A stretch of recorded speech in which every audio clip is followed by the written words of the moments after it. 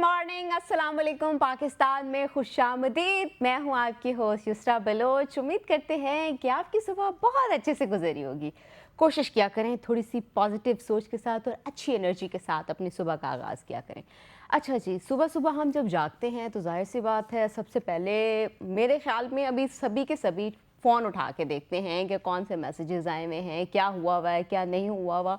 और सबसे बड़ी बात कि कोई अगर प्रॉब्लम आ जाता है कि ये मसला आ रहा है, इसको हम कैसे हल करें, तो सबसे पहले एआई के पास जाते हैं। पहले लोगों के पास जाया जाता था, उनसे पूछा जाता था कि हमारे पास ये मसले हैं, ये टेंशन है, ये स्ट्रेस है, इसको कैसे दूर किया जाए। तो कोई ना कोई हमें मशवरा दिया करता था कि इसको इस तरह से कर लो, इसको इस तरह से सॉल्व कर लो, तो आपकी लाइफ आसान हो जाएगी या आपके लिए आसानियाँ पैदा हो सकती हैं। लेकिन अभी वो मशवरा देने वाले जो इंसान तो नहीं रहे, एआई बन गई है। एआई से हम कोई भी ऑफिस का प्रॉब्लम हो, हेल्थ का प्रॉब्लम हो या कोई भी इशू हो पढ़ाई से रिलेटेड, खासकर पढ़ाई से रिलेटेड तो मेरे ख्याल में बेदरेग इस्तेमाल हो रहा है, शायद गलत भी हो रहा हो इस्तेमाल। मतलब बच्चों की क्रिएटिविटी ही ख़त्म होती जा रही है कि हम सारा कुछ एआई के ऊपर डाल देते हैं कि असाइनमेंट भी बना के दे दें, ये भी बना के दे दें। और इवन अभी तो ये भी देखने को मिलता है कि एकदम हम पिक्चर को भी कम्प्लीटली चेंज कर देते हैं कि जो पिक्चर हमने कभी बनाई होती है उसको हम जिस तरह का गेटअप देना चाहें हम दे सकते हैं।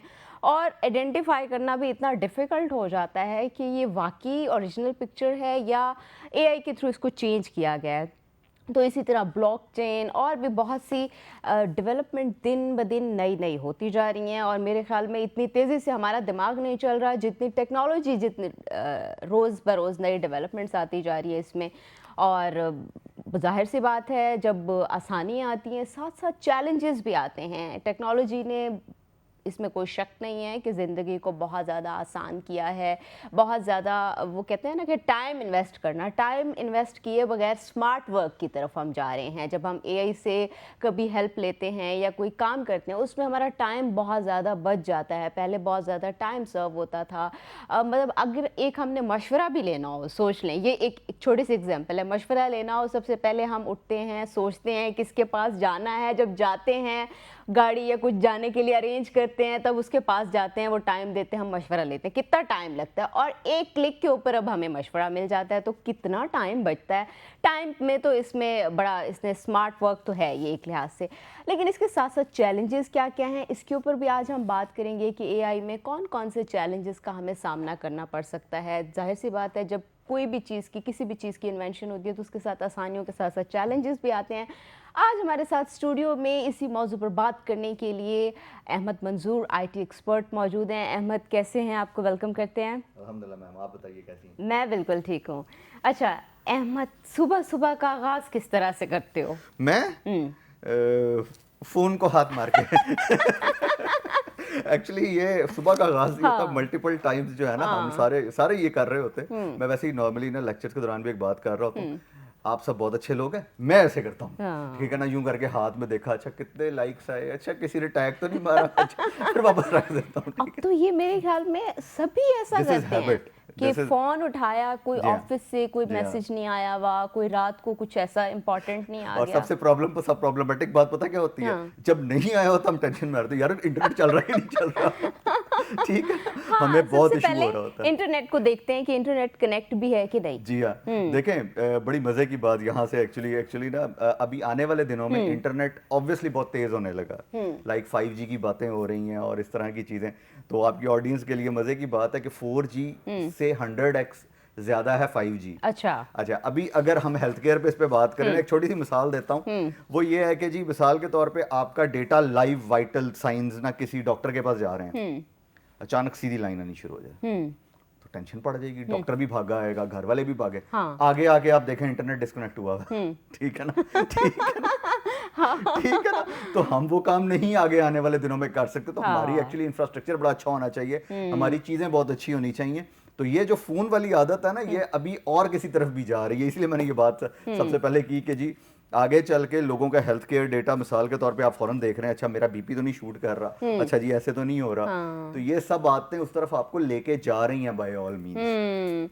अच्छा, दूसरा ये भी बताएं कि एआई के आने से मेरे ख्याल में स्टूडेंट्स जितना खुश हैं उतना कोई खुश नहीं होगा।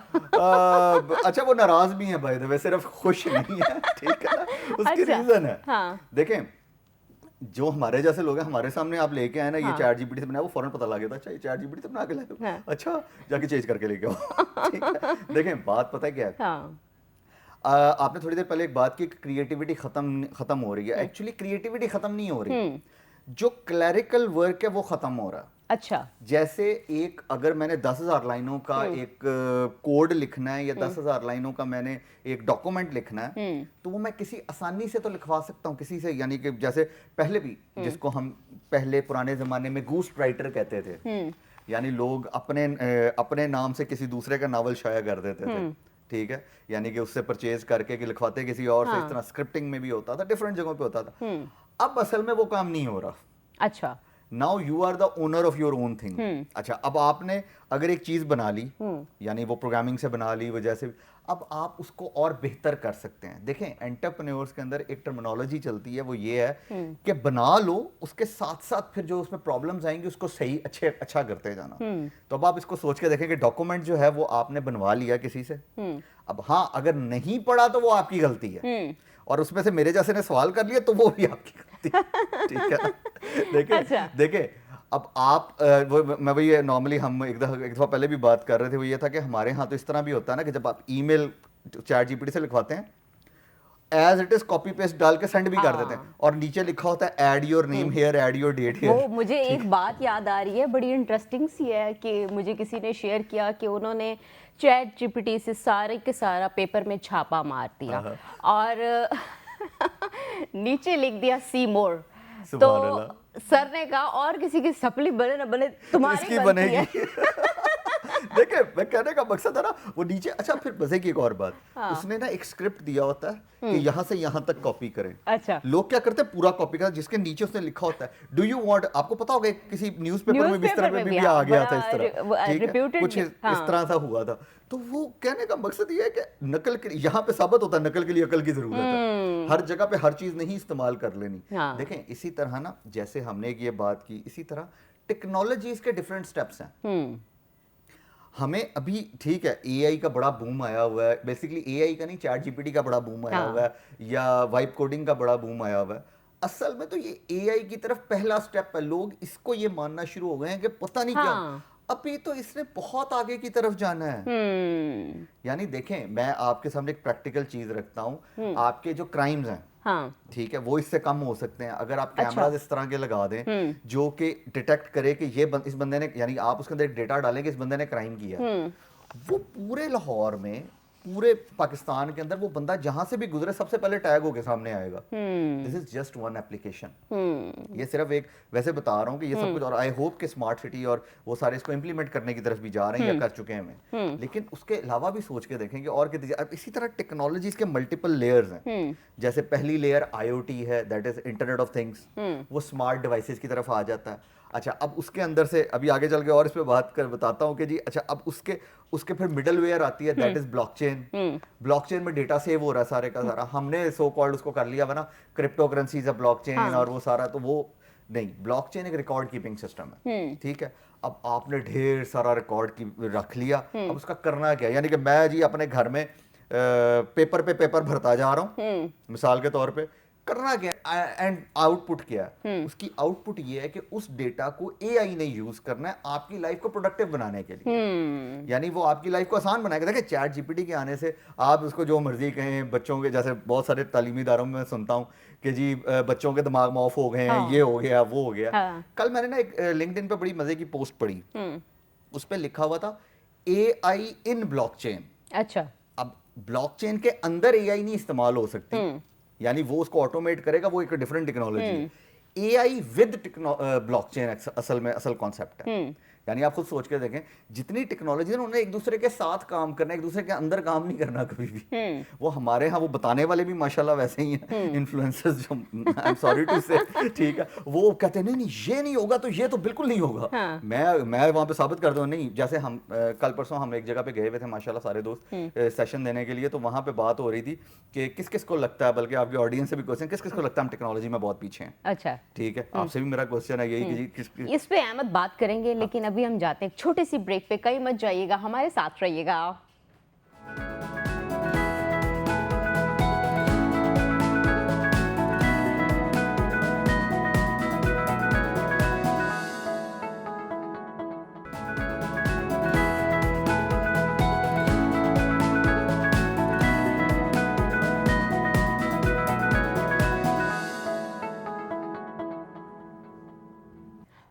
बैक नाज़रीन, हमारे साथ अहमद मंजूर मौजूद हैं, आईटी एक्सपर्ट, और बातें चल रही हैं हमारी। अहमद, अच्छा आप बता रहे थे कि पूछा गया टेक्नोलॉजी में हम कितने पीछे हैं। कितने नहीं, लोगों को लगता है कि हम बहुत हाँ। पीछे हैं। जैसे आपसे मेरा सवाल है, आपको लगता है कि हाँ। हम बहुत पीछे हैं, राइट? डेफिनेटली लगता है।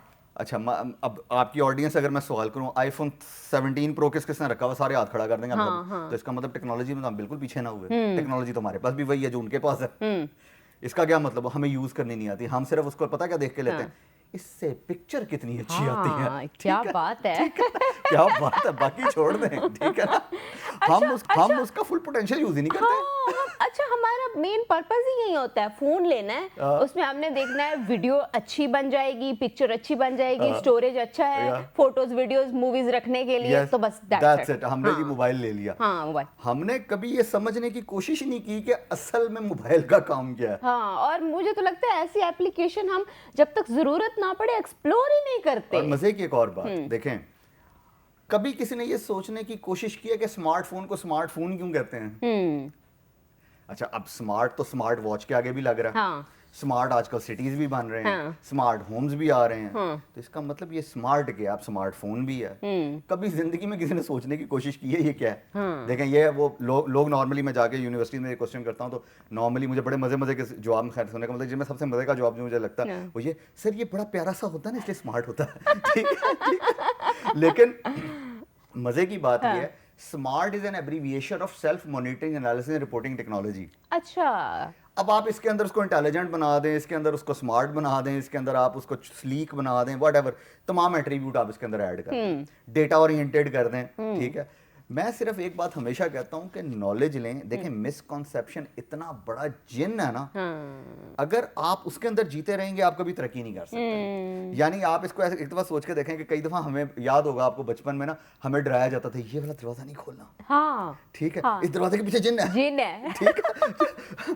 तुम्हें इस दरवाजे के पीछे बंद कर देंगे। हाँ, और तुम कभी निकल नहीं पाओगे। तुम कभी निकल नहीं पाओगे, पढ़ा करो। ठीक है ना। हम लोग उस डर से पढ़ते थे। हाँ, बिल्कुल ऐसे। एक दफा क्या हुआ, मैं थोड़ा शुरू से इस किस्म का हूँ कि क्यूरियोसिटी बहुत ज्यादा। अच्छा। मैंने एक दफा दरवाजा खोल के देख लिया। अच्छा, आपने कहा मैं ये हिम्मत कर ही लेता हूँ आज। ठीक है, मैंने कहा देखे तो सही दरवाजे में है क्या। हाँ। अंदर जाके देखा, पुरानी किताबें पड़ी हुई हैं। अच्छा जी, पुरानी वॉशिंग मशीन पड़ी हुई है। मैंने कहा मैं इनसे डर रहा था, देखी जाएगी, नहीं पढ़ दे उनका जो। देखें ना, वो हमारे पेरेंट्स भी एक बड़ी मजे की कहानी सुनाते हैं। मैं हर जगह इसको कोट करने की कोशिश करता हूँ। देखें, तरक्की करने के लिए ना आपको एक लाइफ से बाहर निकलना पड़ता है, वो बेचारगी की लाइफ। आपको अपने आप को बेचारा समझने से बाहर निकलना पड़ता है। जैसे मैं हर किसी को एक बात कहता हूँ, हमारे जितने ट्रेनर्स, टीचर्स, इवन स्टूडेंट्स यहाँ पे बैठे हैं ना, आप एक ग्लोबल रिसोर्स हैं। इंटरनेट के आने की वजह से एक ग्लोबल विलेज में आप रह रहे हैं, सिर्फ बातों की वजह से नहीं। यानी आप खुद सोच लें कितने पैसे आप बाहर से कमा सकते हैं, कैसे कमा सकते हैं, टीचर्स बाहर पढ़ा सकते हैं, लेकिन हम वो काम नहीं कर रहे हैं। अच्छा, अब वही जो बात जिसकी तरफ, तो हमारे पेरेंट्स क्या करते थे, वो हम इतना पैदल चलते थे, हम नहर क्रॉस करते थे, रास्ते में हमारी मगरमच्छों से लड़ाई होती थी, फिर हम स्कूल पहुंचते थे। हाँ, वो तो स्टोरीज मेरे ख्याल में सबने सुनी। यानी वो स्टोरी सबने सुनी हुई है। एक दफा मेरे दोस्त का बेटा, वो उसके फादर ने ना अपने बेटे को ये बात कर रहे, देखो तुम लोगों को कदर नहीं है ऐसे। वो अब पोता पता है कहता है, आप तो कहते हैं बचपन में आपके पास गाड़ी होती थी, आप कहते हैं बात कर रहे थे। आप ये कैसे कह सकते हैं? मैंने तो इंटरनेट पे रील्स भी देखी हैं कि अब तो उन्होंने रील्स भी बनाना शुरू कर दिया है कि जो बड़े थे वो स्कूल कैसे जाया करते थे। ठीक है ना। तो कहने का मकसद ये है, हाँ। इस लाइफ से बाहर निकल के दुनिया इतनी बड़ी है ना, क्योंकि इसकी वजह से हमने अपने आप को बंद कर लिया हुआ। इसकी वजह से मिसकॉन्सेप्शन है, इसकी वजह से हम लोग डर रहे होते हैं कोई नया स्टेप लेने से। और मजे की बात बताऊं, इसी वजह से हम एआई को उस तरीके से इस्तेमाल नहीं कर पा रहे। देखिए, मेरे पास बहुत सारे लोग आते हैं जो ये कहते हैं हमने चैट जीपीटी, मैं उनसे पूछूं ना, सर हमें एआई बहुत आता है। हाँ। अच्छा जी, क्या किया जी आपने एआई में? हाँ। सर चैट जीपीटी बड़ा अच्छा यूज करते हैं जी। अच्छा, सीरियसली? अच्छा, अब खुद सोच के देखें, चैट जीपीटी एक इतना सा पार्ट है पूरे आर्टिफिशियल इंटेलिजेंस का। उसके अंदर इमेज प्रोसेसिंग है, उसके अंदर यानी मैं आपके सामने एक एग्जांपल रखता हूँ। बहुत सारे लोग दुबई या उम्रा करने ट्रेवल करते हैं, ये वो, वहां पे ई पासपोर्ट का कॉन्सेप्ट है। पाकिस्तान में भी माशाल्लाह उन्होंने लॉन्च किया। अच्छा। अब ई पासपोर्ट क्या है कि आप ई वीजा, यानी पहले जो आपको लाइन में रहना पड़ता था ना, यानी दैट इज अराउंड 40-50 मिनट्स के लिए आप लाइन क्रॉस करते हैं, जाके आपके स्टैंप लगती है और फिर आप आगे जाते हैं।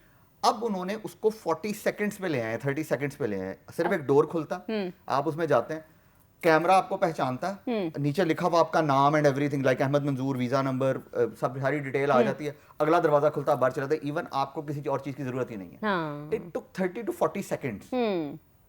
तो अब ये एक इमेज प्रोसेसिंग है, तो क्या चैट जीपीटी का इससे कुछ लेना देना है? देखें, ये जो हम आपने भी थोड़ी देर पहले माशाल्लाह बड़ी प्यारी बात की कि इमेजेस बनाने शुरू कर दिए हैं बहुत सारे लोग। अब तो मॉडल्स का भी काम नहीं है, ठीक है। मैं अभी इसी के ऊपर आ रही हूँ कि कौन कौन किस किस की छुट्टी होने वाली है। अच्छा, ये भी एक बड़ी बात होती है। अच्छा देखें, अब मजे की बात ये ना कि इमेज उसमें ये सोचें कि उसके थ्रू आप कितना और अच्छा काम कर सकते हैं, रादर देन कि उल्टी सीधी पिक्चर्स बनाने के अलावा और लोगों को तंग करने के अच्छा, अलावा। ऐसी ऐसी पिक्चर्स बनाते हैं, पता नहीं हम किस फैंटेसी में रह रहे होते हैं, जो चीज एग्जिस्ट कर ही नहीं सकती उसकी और पिक्चर। मजे की बात है, बंदे को पता होता है कि ए नहीं गा। यानी मैं आई एम सॉरी टू से अपने साथ अपने आपको ना फरारी के साथ खड़ा किया वैसे करके, देख भाई फरारी ली है मैंने। मैं अच्छा ठीक है, ओके डन। अच्छा, मैं हैरान हूँ, पता नहीं वो कैसे सेटिस्फाइड कैसे कर लेते हैं खुद को। एक होता है ना अंदर से बंदे को आता है कि एक मजे की बात, मैम, मुझे ना मेरे एक मेंटोर ने ये बात कही थी, ठीक है, सुहेल साहब। उन्होंने ना मुझे ज़िंदगी में एक दफ़ा, बहुत पुरानी बात है, 2012 में, 20 ईयर्स, उन्होंने मुझे ये कहा था, अगर तुम किसी की सीट पे बैठ जाओगे ना जाके, और अगर तुम्हारे उसमें ज़िंदगी में लिखा हुआ है कि तुमने इस सीट पे कभी इस ओहदे पे आके बैठना, तुम्हारी वो चीज़ पूरी होगी, तुम दोबारा आगे नहीं बैठ सकते अब इस पे।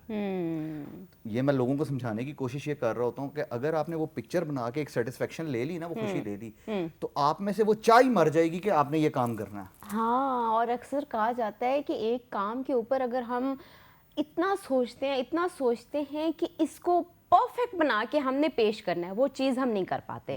पहले चीज बनाए, फिर उसको परफेक्ट बनाए। हम कहते हैं कि पहले ही परफेक्शन की तरफ। जैसे एक बिजनेस शुरू करने के लिए नॉर्मली क्या हो रहा होता है, मेरे पास इतने पैसे जमा हो जाएंगे, मैं फिर बिजनेस शुरू करूंगा। मजे की बात यह है कि बिजनेस शुरू करने के लिए पैसे रिक्वायर्ड नहीं है, दिमाग रिक्वायर्ड है और हिम्मत चाहिए। वो हिम्मत किस चीज की, जो घर वालों ने ताने मारे। ठीक है, अब आते हैं वो दूसरे पॉइंट पे, माशाल्लाह, जो आपने कहा ना कितनी जॉब्स खत्म हो जाएंगी। लेकिन अहमद, उससे पहले मैं ये भी पूछूंगी, क्योंकि अक्सर लोग कहते हैं कि जो स्टूडेंट हैं वो अपना दिमाग इस्तेमाल नहीं कर रहे, वो as it is chat GPT पे डाल देते हैं कि ये असाइनमेंट क्रिएट करके दे दें, वो उसी टाइम क्रिएट करके दे देती है। मैम, उसकी रीजन ये है कि हमारा जो एजुकेशन सिस्टम है ना, वो हमें उस तरफ नहीं लेके जा रहा, क्योंकि वो इसके डिनाइल में है इस टाइम। क्योंकि वो इस टाइम ये सोच रहा है, यार ये हमसे अच्छा कैसे लिख सकते हैं। अब अगर मैं इसका सोल्यूशन बताऊं, यानी कि आपके वजह से, आपके रेफरेंस से, वो ये है कि अगर एक बच्चा बना के लाया, आप ओपन बुक करें। दुनिया में जितनी सर्टिफिकेशंस होती हैं जो इंटरनेशनल लेवल की, वो ज्यादातर ओपन बुक होती हैं अब। अच्छा, यानी आप उसके सामने किताब खोल के पढ़ सकते हैं, आपका कॉन्सेप्ट क्लियर होना चाहिए। उन्होंने क्वेश्चन ऐसा किया होता है कि आप कंफ्यूज हो जाते हैं, आपको जवाब मिलता ही नहीं है अंदर। अब अगर मिसाल के तौर पे एक बच्चा बना के ला रहा है, आपने उसको इजाजत दी कि बना के लाओ, प्रेजेंटेशन भी इससे बना के लो, चीजें भी इससे बना, उसको कहें ला के प्रेजेंट करो मेरे सामने, इसको डिफेंड करना, मैं 10 सवाल करूंगा, 10 में से अगर तुमने 8 के जवाब दिए, तुम पास हो, ना दिए वो दरवाजा निकल जाओ यहाँ से। आपका पूरा एजुकेशन सिस्टम चेंज हो सकता है। ये जो पेपर पे इतना वो करते हैं, इतनी मेहनत करते हैं, वो सब खत्म हो सकती है। So it's a new era of education as well. और इससे आपके बच्चे में वो चीजें ऐड हो सकती हैं जो पहले नहीं है। देखें, अभी बच्चा आपके सामने, एक बच्चा आके ज्वाइन करता है, क्या वो मार्केट रेडी बच्चा है? और मजे की एक बात बताऊं, आई एम सॉरी टू से, बहुत अनएथिक, ठीक है, उनको ये पता ही नहीं है कि प्रॉमिस करना क्या होता है। उनको ये पता ही नहीं है कि मैंने कौन सी बात आगे करनी है, कौन सी नहीं करनी है। And I am not talking about the respect right now, I am talking about उनके अपने सब्जेक्ट पे। उनको अंदाजा ही नहीं है क्या बात करनी है मुझे आगे।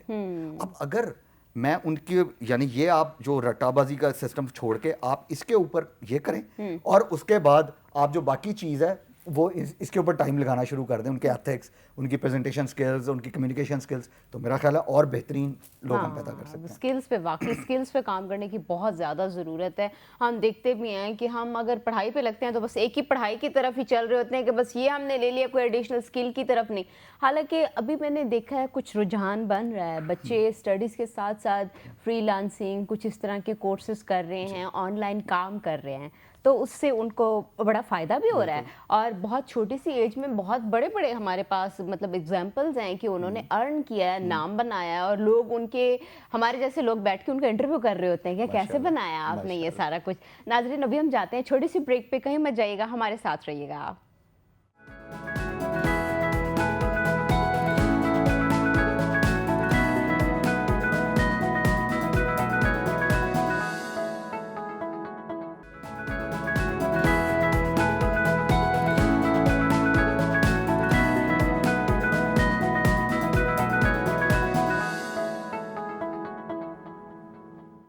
वेलकम बैक नाजरीन, हमारे साथ अहमद मंजूर मौजूद हैं। आईटी के ऊपर और एआई के ऊपर हम बात कर रहे हैं। अच्छा अहमद, ये भी बताएं कि हम सुनते हैं और बहुत से लोगों को घबराहट भी होना शुरू हो जाती है, खासकर जो टीचर हैं उनको तो बहुत ज़्यादा एंजाइटी हो रही है। वो कहते हैं कि टीचर की छुट्टी होने वाली है। मज़े की एक बात बताऊं आपको मैम, छुट्टी किसी की भी नहीं होगी। छुट्टी नहीं होगी? अच्छा, रीज़न तो तसल्ली रखें, सब छुट्टी या नहीं होगी। ये जो एक बहुत बड़ा फिनोमेना चल हाँ। गया ना कि 68% के अराउंड जॉब्स खत्म हो जाएंगी, ये खत्म नहीं होंगी। अच्छा। कल ही मैंने एक नया एक्चुअली वो पढ़ा है परसेंटेज, दैट इज 87%। अच्छा 87। 87% उन्होंने कहा हुआ था कि जॉब अपग्रेड हो जाएंगी, अच्छा, खत्म नहीं होंगी। अपग्रेड होंगी। यानी वो टीचर नहीं पढ़ा पाएगा जो आज भी बटनों वाला कह के समझता है कि बड़ा पता नहीं उसने क्या काम कर लिया, और उसको ये टूल्स यूज करने या ये चीजें यूज करनी नहीं आती होंगी। वो बच्चों को बता नहीं, यानी आप अपने एरा में पुराने चले जाएं, मैं अपने पुराने बहुत पुराने एरा में चला जाऊं, आपका थोड़ा पुराना है, मेरा ज्यादा पुराना है दरअसल। अच्छा। तो हम तब वहां पे चले जाएं तो वहां पे आपको याद होगा कि जो टीचर्स थे वो आंख बंद करके ना सॉल्व कर देते होते थे। हाँ। ठीक है, क्योंकि वो पिछले पता नहीं कितने कितने साल से सेम क्लास में पढ़ा रहे हैं। ठीक है, ये जो खास गवर्नमेंट स्कूल के लोग थे और टीचर्स जो होते थे, अब वो लगे हुए हैं बस। ठीक है, वो अपने आप को अपग्रेड ही नहीं करते थे। आज जो बंदा अपने आप को अपग्रेड नहीं करेगा वो वाकई स्टोन एज में चला जाएगा। यानी we are in that era right now.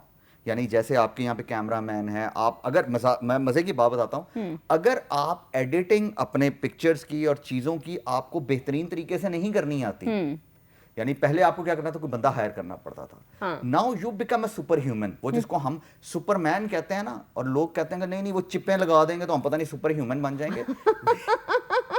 एक तो चिप भी पाकिस्तान का बहुत बड़ा मसला है। ठीक है, we are already become a super human. यानी मैं मुझे प्रोग्रामिंग नहीं आती लेकिन आई एम डेवलपिंग एवरीथिंग। ठीक है, मुझे कंटेंट राइटिंग शायद नहीं आती लेकिन मैं कंटेंट राइटिंग कर रहा हूँ। आप प्रोग्रामिंग भी कर सकते हैं, वेब डेवलपमेंट भी कर सकते हैं, आप अपनी पिक्चर्स को एडिट कर सकते हैं, जैसे भी थोड़ी देर पहले भी हमने बात की। पहले आपको एडिटर रिक्वायर्ड होता था, अब यहाँ पे क्वेश्चन आता, इसका मतलब एडिटर की जॉब तो खत्म हो गई। नहीं, इसकी जॉब खत्म नहीं हुई, क्योंकि उसने सोचना महदूद किया हुआ है। वो अब पूरी फिल्म बना सकता है बैठ के 3 आवर्स की विदाउट एनी एक्टर। तो कहने का मकसद ये, हर इंसान की जॉब अपग्रेड हो गई है। अच्छा, सिर्फ फर्क ये कि उसको पता होना चाहिए कि इस्तेमाल कैसे करना चाहिए। इस्तेमाल कैसे करना है, टेक्नोलॉजी से अवेयर तो होना पड़ेगा। ये आप यूं समझ लें कि आपकी मजबूरी बन गई है। ऐसे ही है ना कि अभी मजबूरी भी नहीं, एक्चुअली मजबूरी है ना, सर्वाइवल के लिए। नेसेसिटी, यानी कि मजबूरी का वर्ड थोड़ा शायद जो है ना नेगेटिव में लोग ले जाते हैं। अच्छा, ठीक है ना, वो जैसे हम जब यूनिवर्सिटी में पढ़ते तो हम कहते थे हाँ हमारी मज्जें जो है ना भूरी हैं, अगर काली होती तो शायद कुछ बेहतरीन काम कर लेते हम लोग। ठीक है ना, लेकिन the point is now is become necessity. यानी अब हम उस एरा में हैं, जो इन आने वाली चीजों को नहीं सीखेगा वो स्टोन एज में चला जाएगा। फिर वो ये उसका रोना नहीं बनता कि मुझे काम कोई नहीं दे रहा मुझे। यानी देखें, कुछ अरसा पहले तक जिसके पास पीसी नहीं होता था, लोग उसको काम नहीं देते थे। तो this is the same era, यानी एक रिक्वायरमेंट होती थी, अगर आपने जॉब ज्वाइन करनी है आपके पास लैपटॉप होना चाहिए। कई जॉब्स की रिक्वायरमेंट होती है आपके पास गाड़ी होनी चाहिए, बिकॉज ट्रैवलिंग बहुत ज्यादा है, पेट्रोल हम देते हैं, गाड़ी आपकी अपनी होनी चाहिए। इसी तरह अब आपके पास एआई की अगर अवेयरनेस या ब्लॉकचेन की या टेक्नोलॉजीज की इमर्जिंग टेक्नोलॉजीज की अवेयरनेस नहीं है, तो आपको शायद जॉब ही ना दे कोई बंदा। फिर ये रोना नहीं बनता कि नहीं जी मुझे तो प्रोग्रामिंग भी आती है, मुझे वेब डेवलपमेंट भी आती है, मुझे लोगो डिजाइनिंग भी आती है, तो मुझे तो नौकरी नहीं मिल रही है। नहीं, आपको इसलिए नौकरी नहीं मिल रही बिकॉज आप पुरानी टेक्नोलॉजीज को आज आके सीख रहे हैं। हाँ। आपको 5 साल आगे का सोच के चलना है असल में। एग्जैक्टली। अच्छा अहमद, ये भी बताएं, क्योंकि हेल्थ को लेके बहुत से लोग कॉन्शियस भी होते हैं और माइंड में पहला सवाल यही आता है कि एक इंसान जो है वो जब तक हमें चेक करेगा, देखेगा, पूछेगा हमारी सिचुएशन को, तभी वो डायग्नोज करेगा। तो एआई का हेल्थ सेक्टर में मतलब कैसे ये इस्तेमाल होगा, किस तरह वो डायग्नोज करेंगे, ये कैसे होगा? अच्छा देखें, मजे की आपको बताता हूं, पूरा केस सिनेरियो जैसे भी थोड़ी देर पहले बात की, मल्टीपल टेक्नोलॉजीज, मल्टीपल चीजें, जैसे मैंने वो हार्ट अटैक, आपको हार्ट बीट वाली बात की ना, ठीक है। मिसाल के तौर पे मैंने ये डिवाइस पहनी हुई है, ये मेरे तमाम वाइटल साइंस लाइव ले रही है इस टाइम। हाँ बिल्कुल ऐसे ही है। ठीक है, लाइव ले रही है, बीपी भी BP आ रहा है, ब्लड हार्ट रेट भी आ हर रहा चीज आ रही है, ठीक है? सैचुरेशन भी आ अब रही है। उसको वो किसी जगह सेव करना शुरू कर देती है। अच्छा। अब वो जो जगह है दैट इज ब्लॉकचेन, जो रिकॉर्ड कीपिंग सिस्टम पे हमने बात की थी, जहां पे कोई इसको चेंज नहीं कर सकता, राइट? अब उसने वो सेव कर ली। अच्छा अहमद, थोड़ा सा ब्लॉकचेन को भी आसान लफ्जों में बताइएगा कि ताकि पता चले लोगों अच्छा, को, देखें, क्योंकि वो एक बड़ी फैंसी टर्म आती है ना, लोग बड़े परेशान हो जाते हैं, पता नहीं क्या चीज़ है, इतनी मुश्किल ये गुफ्तगू कर रहे हैं, हमें समझ ही नहीं आई। अच्छा चलें, सबसे पहले तीनों चीज़ों का ना, मैं तो तीनों टेक्नोलॉजीज इनकी हम बात कर रहे हैं। IoTs, internet of things. आपने कोई भी डेटा एंटर करना हो, कभी भी आप किसी स्टोर पे जाएं, खवातीन के हिसाब से, जैसे आपसे माशाल्लाह ये बात कर ले, जब आप किसी जगह सेल पे लेने जाते हैं ना चीज़, या कुछ करने के लिए जाते हैं, ठीक है, वहां पे बारकोड रीडर पड़ा होता है, जिसके आगे से चीज़ को गुजारा जाता है, और अचानक आगे से सुनने को मिलता है, नहीं नहीं ये तो न्यू अराइवल है। ठीक है। या आप ग्रोसरी स्टोर पे जाते हैं तो वो स्कैन कर रहे होते हैं, सो दैट ग्लोब जो नजर आ रहा हो, that is an IoT device, उसको बारकोड रीडर कहते हैं। अच्छा, ठीक है, वो डेटा एंटर भी कर सकता है, डेटा सब्ट्रैक्ट भी कर सकता है। तो इसका मतलब डेटा किसी जगह पे एंटर हो रहा है। ब्लॉकचेन इज अ टेक्नोलॉजी जो कि एक रिकॉर्ड कीपिंग सिस्टम है, that is not about crypto और एनीथिंग। क्रिप्टो असल में एक रसीद है, यानी एक बंदे ने आपसे $100 लिए, जैसे नॉर्मल दुनिया में क्या होता है, एक जैसे ज़मीनों की मिसाल दे सकते हैं हम, कि ज़मीनों की जो फाइलें होती हैं वो बिकती हैं एक बेसिकली, ठीक है, कि जी इस सोसाइटी में आपने जी 5,000 की ली, वो अगले ने 10,000 की बेच दी, बाद में इतने की हो जाएगी, करते करते।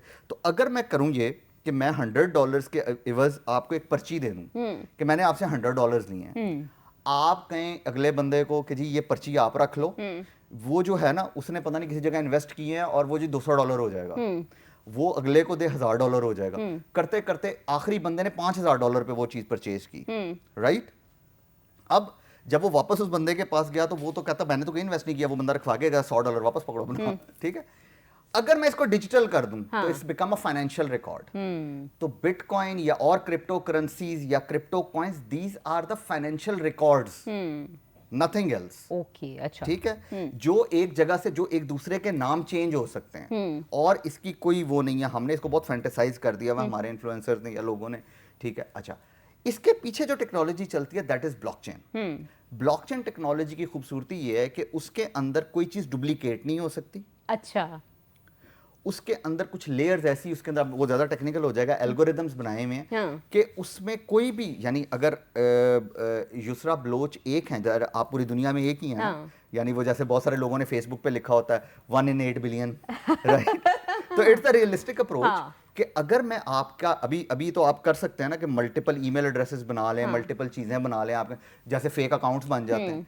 ब्लॉकचेन में अगर आपने अपने आप को एंटर कर दिया, अपना डेटा, कोई डुप्लीकेशन नहीं कर पाएगा आपकी कभी भी। अच्छा, so it's a data identity layer as well, ठीक है। तो it's a record keeping system जिसके अंदर डेटा हमेशा के लिए सेव हो जाता है और कोई डुप्लीकेट नहीं कर सकता उसको। ओके, अच्छा, कोई डुप्लीकेट उससे नहीं कर सकता। ठीक है जी। तो ये इम्यूटेबल डेटा है, इसको ये कहते हैं, ये कभी चेंज नहीं हो सकता, ठीक है। वो फिर कभी इसके ऊपर और डिटेल में, ठीक है। अच्छा, हेल्थ की तरफ फिर दोबारा। तो हम वापस आते हैं उस चीज पे कि वो जो IoT डिवाइस है उसने जी आपका डेटा लेना शुरू कर दिया। अब वो डेटा किसी जगह पे सेव हो रहा है जहां पे वो चेंज नहीं हो सकता, डुप्लीकेट नहीं हो सकता। अच्छा, हाँ, तो दैट इज ब्लॉकचेन। हाँ, ब्लॉकचेन। अब वो यानी इतना रियलिस्टिक और इतना सिक्योर डेटा है, अगर यानी मैं नॉर्मली एक क्वेश्चन करता हूँ, AI जब उस डेटा को यूज करेगा तो इसका मतलब वो डेटा ऑथेंटिक डेटा है, तो वो ये डेटा बता सकता है कि पिछले 10 साल में आपकी ये रूटीन रही है, आपको हार्ट अटैक कितने सालों बाद आ सकता है, अपनी रूटीन को बेहतर करना शुरू कर दें। हाँ, ठीक है, तो AI प्रोडक्टिव बन गया ना आपके लिए, कि अब यहाँ पे लोग फौरन जब AI की बात है, हाँ हाँ लोगों की जिंदगियां बढ़ जाएंगी, रोबोटिक हैंड, अगेन चिप वाली बात ज़हन में आ जाती है, चिप लगा लो, अरे जिंदगी बढ़ने से मुराद है कि टाइम बच जाएगा, टाइम बच जाएगा, तो that's it, जिंदगी ठीक ऑब्वियसली है, हाँ क्योंकि इंसान एक ही चीज लेके पैदा होता है, वो है टाइम। टाइम। That's it. और किसी चीज, यानी लोगों को, मैं एक्चुअली थियोरेटिकल एक बात करने लगा हूँ, हमारे यहाँ ना लोगों को ये नहीं समझ आती मैयर कैसे किया जाता। यानी अगर मिसाल के तौर पे मैंने फीट मैयर करने हैं, तो असल में वो पैमाना जो बनाया गया है वो एक जगह से दूसरी जगह की टाइमलाइन है, उसकी बेस पे उन्होंने खड़ा कर दिया कि जी इतने फुट लंबा होगा, इतने फुट चौड़ा होगा, या मिलीलीटर या कोई भी उसमें इतनी देर में ये भरता है, उसकी बेस पे उन्होंने एक इमेज बना दिया कि ये देखें जी इतनी जगह पे इतनी देर में क्योंकि ये भरता है इसलिए ये मिलीलीटर है। ये लोग समझना नहीं चाहते, आई डोंट नो व्हाई। तो देयर इज अ टाइम हर चीज के लिए। तो हमारे यहाँ ना हर, अब वो ये बता सकता है ना, यानी कि आपने, आपका सारा डेटा आ गया वाइटल साइंस में, वो सेव हो रहा है, सेव हुआ, उसके बाद एआई ने आपको ये बता दिया कि आपको ये बीमारी इतनी देर में आ सकती है जी, एहतियात करनी शुरू कर दें, अपने न्यूट्रिशंस बेहतर करना शुरू कर दें। अच्छा जी, अब ये भी बता सकता है मिसाल के तौर पे कि अब एक बंदे को बीपी शूट हो रहा है, मिसाल के तौर पर उसको आइकन आता है कि बीपी शूट हो रहा है, जैसे ही बीपी शूट हुआ उसको एक फौरन से आया, यार आपने, एआई ये पूछ रहा है आपने ये वाली मेडिसिन ली थी सुबह, तो वो कहता है कि यस ली थी, अच्छा इसकी डोज कम करके आपने इतनी कर लें, तो ये एआई सारा कुछ बता सकता है। सबसे बड़ा फायदा डॉक्टर्स को होगा कि जिनको लगता है कि बहुत खौफनाक चीज है। अच्छा, उनको कैसे फायदा होगा? अब जो पेशेंट देखें, एक मिसाल के तौर, मिसाल देने लगा हूं कि एक डॉक्टर 600 पेशेंट्स को देखता है पूरी दुनिया के अंदर, मिसाल दे रहा हूँ, मुझे कंफर्म इस टाइम याद नहीं है, गूगल कर लीजिएगा आपको पता लग जाएगा कि one doctor is for how many people, ठीक है। अच्छा, अब मिसाल पे आते हैं, मुझे फिर ब्रेक के लिए कहा जा रहा है। नाजरीन अभी हम जाते हैं एक छोटी सी ब्रेक पे, कहीं मत जाइएगा, हमारे साथ रहिएगा।